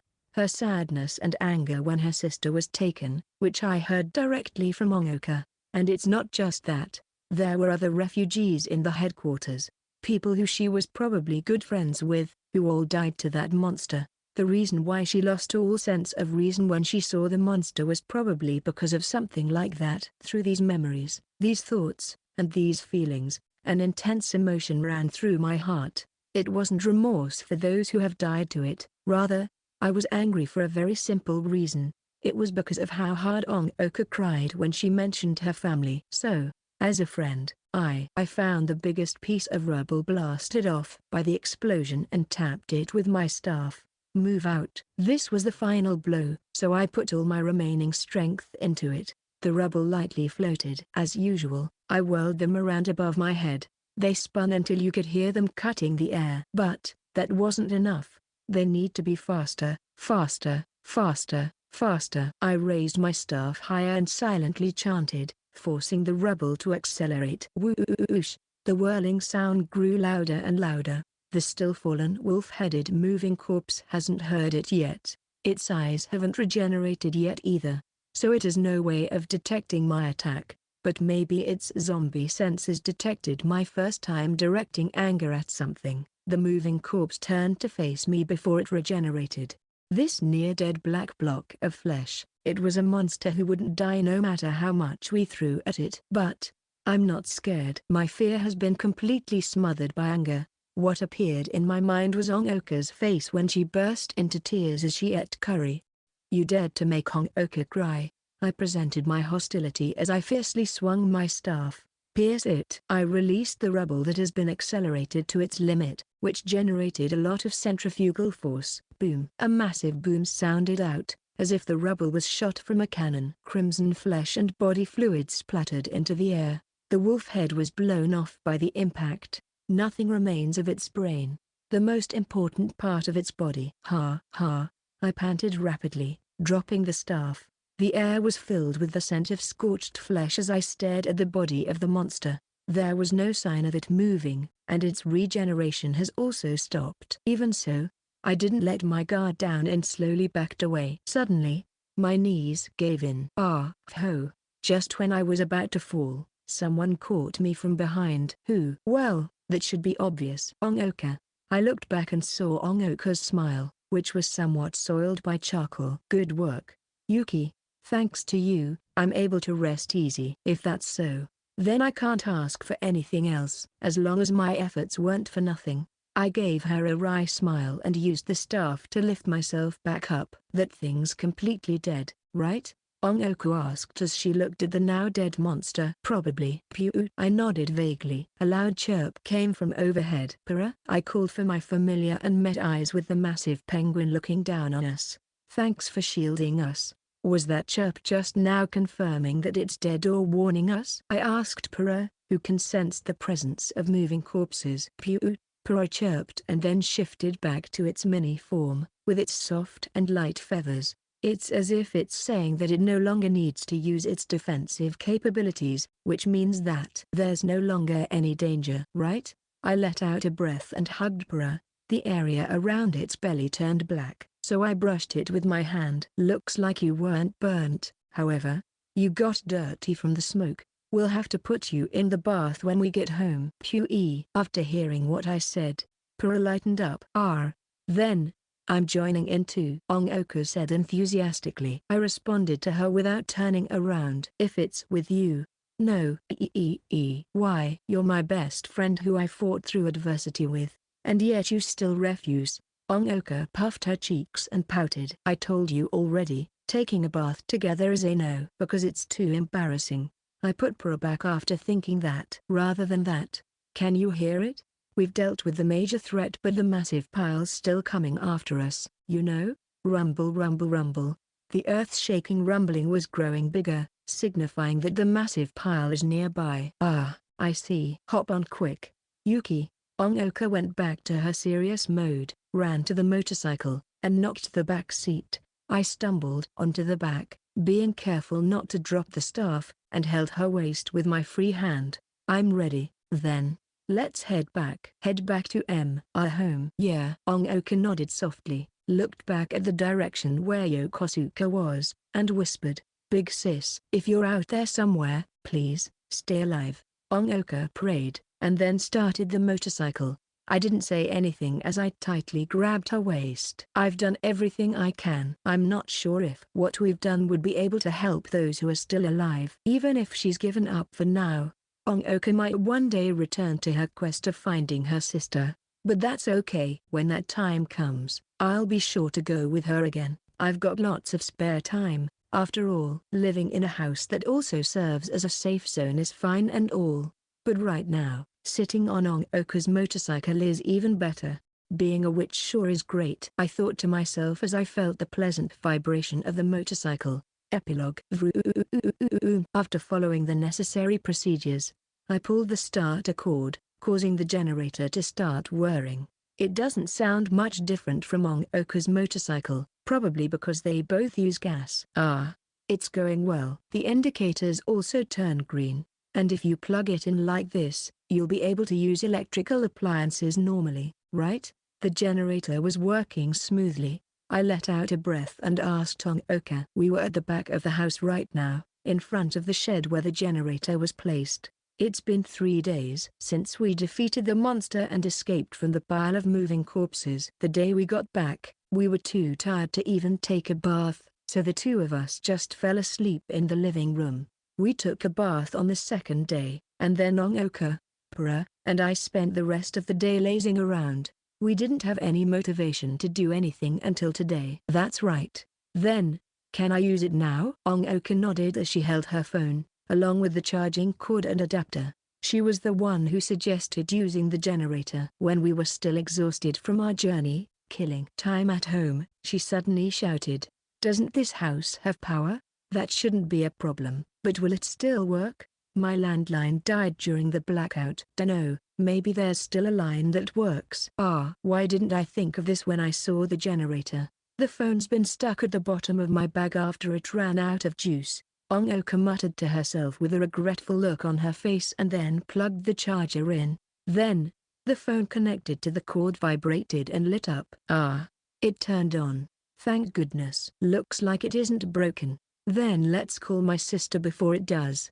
Onoka unlocked it and began using it when her fingers suddenly froze. Onoka, I called to her, confused. She responded in a hoarse voice. There's a message from my sister. But how? There's clearly no signal. Really? I stared at her screen, shocked. I don't have a phone, so I'm not sure. All I see is a profile marked as Haruka with a 1 next to it. Maybe that means that there's a new message.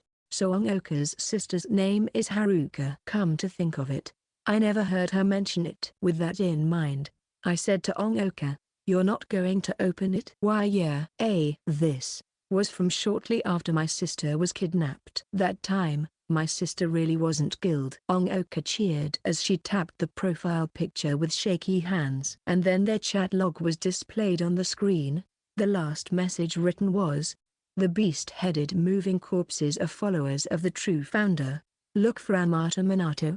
Onoka read the message and frowned. Followers of the true founder. What's that? Say. Isn't Minato? Onoka looked at me with a shocked expression on her face. As for me, when I read the message, I just stood there, frozen. Yamato Minato is my father, I said with a quiet, trembling voice. I don't know anything anymore, but I think that's probably just how the world is. No one knows what will happen tomorrow. It seems that there'll be even more unexpected twists and turns in store for me and Onoka. But I'm not afraid. Rather than afraid, I'm only getting more and more excited, because as long as Onoka's by my side, the stars will twinkle brightly in tonight's sky. To be continued afterwards. Hi there, Tsukasa here. Thank you everyone for purchasing Stars Twinkle in Tomorrow World. With my previous work published by Gagaga 3 years ago, I finally bring you something new. For those who don't know me, let me introduce myself. My work, Write X Light, was the winner for the first Shogakukan Grand Light Novel competition, allowing for Gagaga Bunko to serialize my work for 13 volumes. Time sure does fly. Afterwards, I published 99 Empty Umbrellas along with the Dragon Emperor of the Burning World and the Eastern Seven Pillar Special Zone. This is my 23rd volume published under Gagaga Bunko. Not to mention, if we include other works, this is my 50th volume. When I realized that, I felt like it was fate. When I first became an author, I decided to set a goal to publish 100 volumes. I remember writing that down in the postscript. Now that I've come back to my senses, I realize that I'm already halfway there. It feels like there's some special meaning to Gagaga Bunko publishing the start and the halfway mark for my goal. I pulled my feelings together and used this as a new start. I want to keep writing Stars Twinkle in Tomorrow World, keep telling the story of Yuki and Onoka. Now, it's probably time to say my thanks. First of all, I thank Mushu-sensei for drawing this work. Thank you for bringing Yuki and Onoka to life. When I see Mushu-sensei's super cute character designs, those two just can't leave my mind. From the bottom of my heart, I believe that people who can create these are incredible. Please take care of me in the future as well. To my editor, S-san, because you took over this project halfway, I was very nervous at first and didn't know what kind of person you were, but after talking about this story, I found that you were incredibly knowledgeable when it comes to this sort of story, and you provided a lot of good advice, allowing me to steadily finish it. Thank you very much. I look forward to making even greater works with you. And to the previous editor H-san, had you not given the okay, this work would never have been created. Thank you for accepting my request for a female lead. And finally, from the bottom of my heart, I thank you, the reader. Well then, goodbye. November 2019. Tsukasa. Artist's note, it's your warm The time spent with these girls was really fun and precious for me. Thank you. Mushu. Limited ebook bonus story. This is an extra story taking place after the journey. After sleeping for the entire night and then taking a bath, we were still exhausted. So Onoka and I just laid idly on the bed in our pajamas. I hugged my penguin familiar, who's entered sleep mode, and took a deep breath. Even though I'm not sleepy anymore, my body still feels heavy, so I don't want to do anything. Onoka, who was lying beside me, also took a deep breath. So much free time. Free time. She echoed my words. However, although we said we were bored, we still decided to stay still. So bored. We just lay there motionlessly as we said these hollow words. But it feels like a waste of time to just be lazing around like this. Onoka, wanna read something? We have manga. I looked at my shelf and asked. I'm interested, but not right now. I feel like I don't even have the energy to read. I see. Well, the same can be said about me. I smiled bitterly. Our bodies still haven't recovered yet. Even if I wanted to read the back of a book, I don't have the will to do so. Then, wanna play word chain? Thinking's too hard. You're right, haha. Even though I was the one who suggested it, playing word chains really is too much thinking. So we're just going to waste our time like this today? Just when I thought that, I felt Onoka shift her body. Rather than that, "Yuki, can you turn towards me?" she said in a weak but spoiled voice. "What is it?" Even though moving my body is tiring, I still managed to turn over. A pair of light-colored eyes looked at me. Onoka's face was closer than I imagined, speeding up my heartbeat. "Ah, yeah, just this is enough." Onoka revealed a satisfied smile. "What's with you?" I frowned skeptically. "I don't feel bored when I look at you." Onoka smiled happily and kept staring at my face. "WHP, please don't." My cheeks burned as I protested. "Isn't this fine? It's not like you lose anything. You could also do the same and appreciate me." "What do you mean appreciate?" I stared at Onoka, unsatisfied. And yet she stared back mischievously. We just laid there, staring at each other, until the burning in my cheeks caused them to reach their limit, forcing me to be the first one to look away. "Ahaha," Onoka joyously laughed. "Geez, do whatever you want." I sighed and calmed down, and then once again looked towards Onoka. "All right, then I won't be holding back." Even though I didn't want to give in. Looking at the gleefully smiling Onoka, I also ended up thinking, if I could just keep looking at her like this, I won't ever get bored either. End of Volume 1.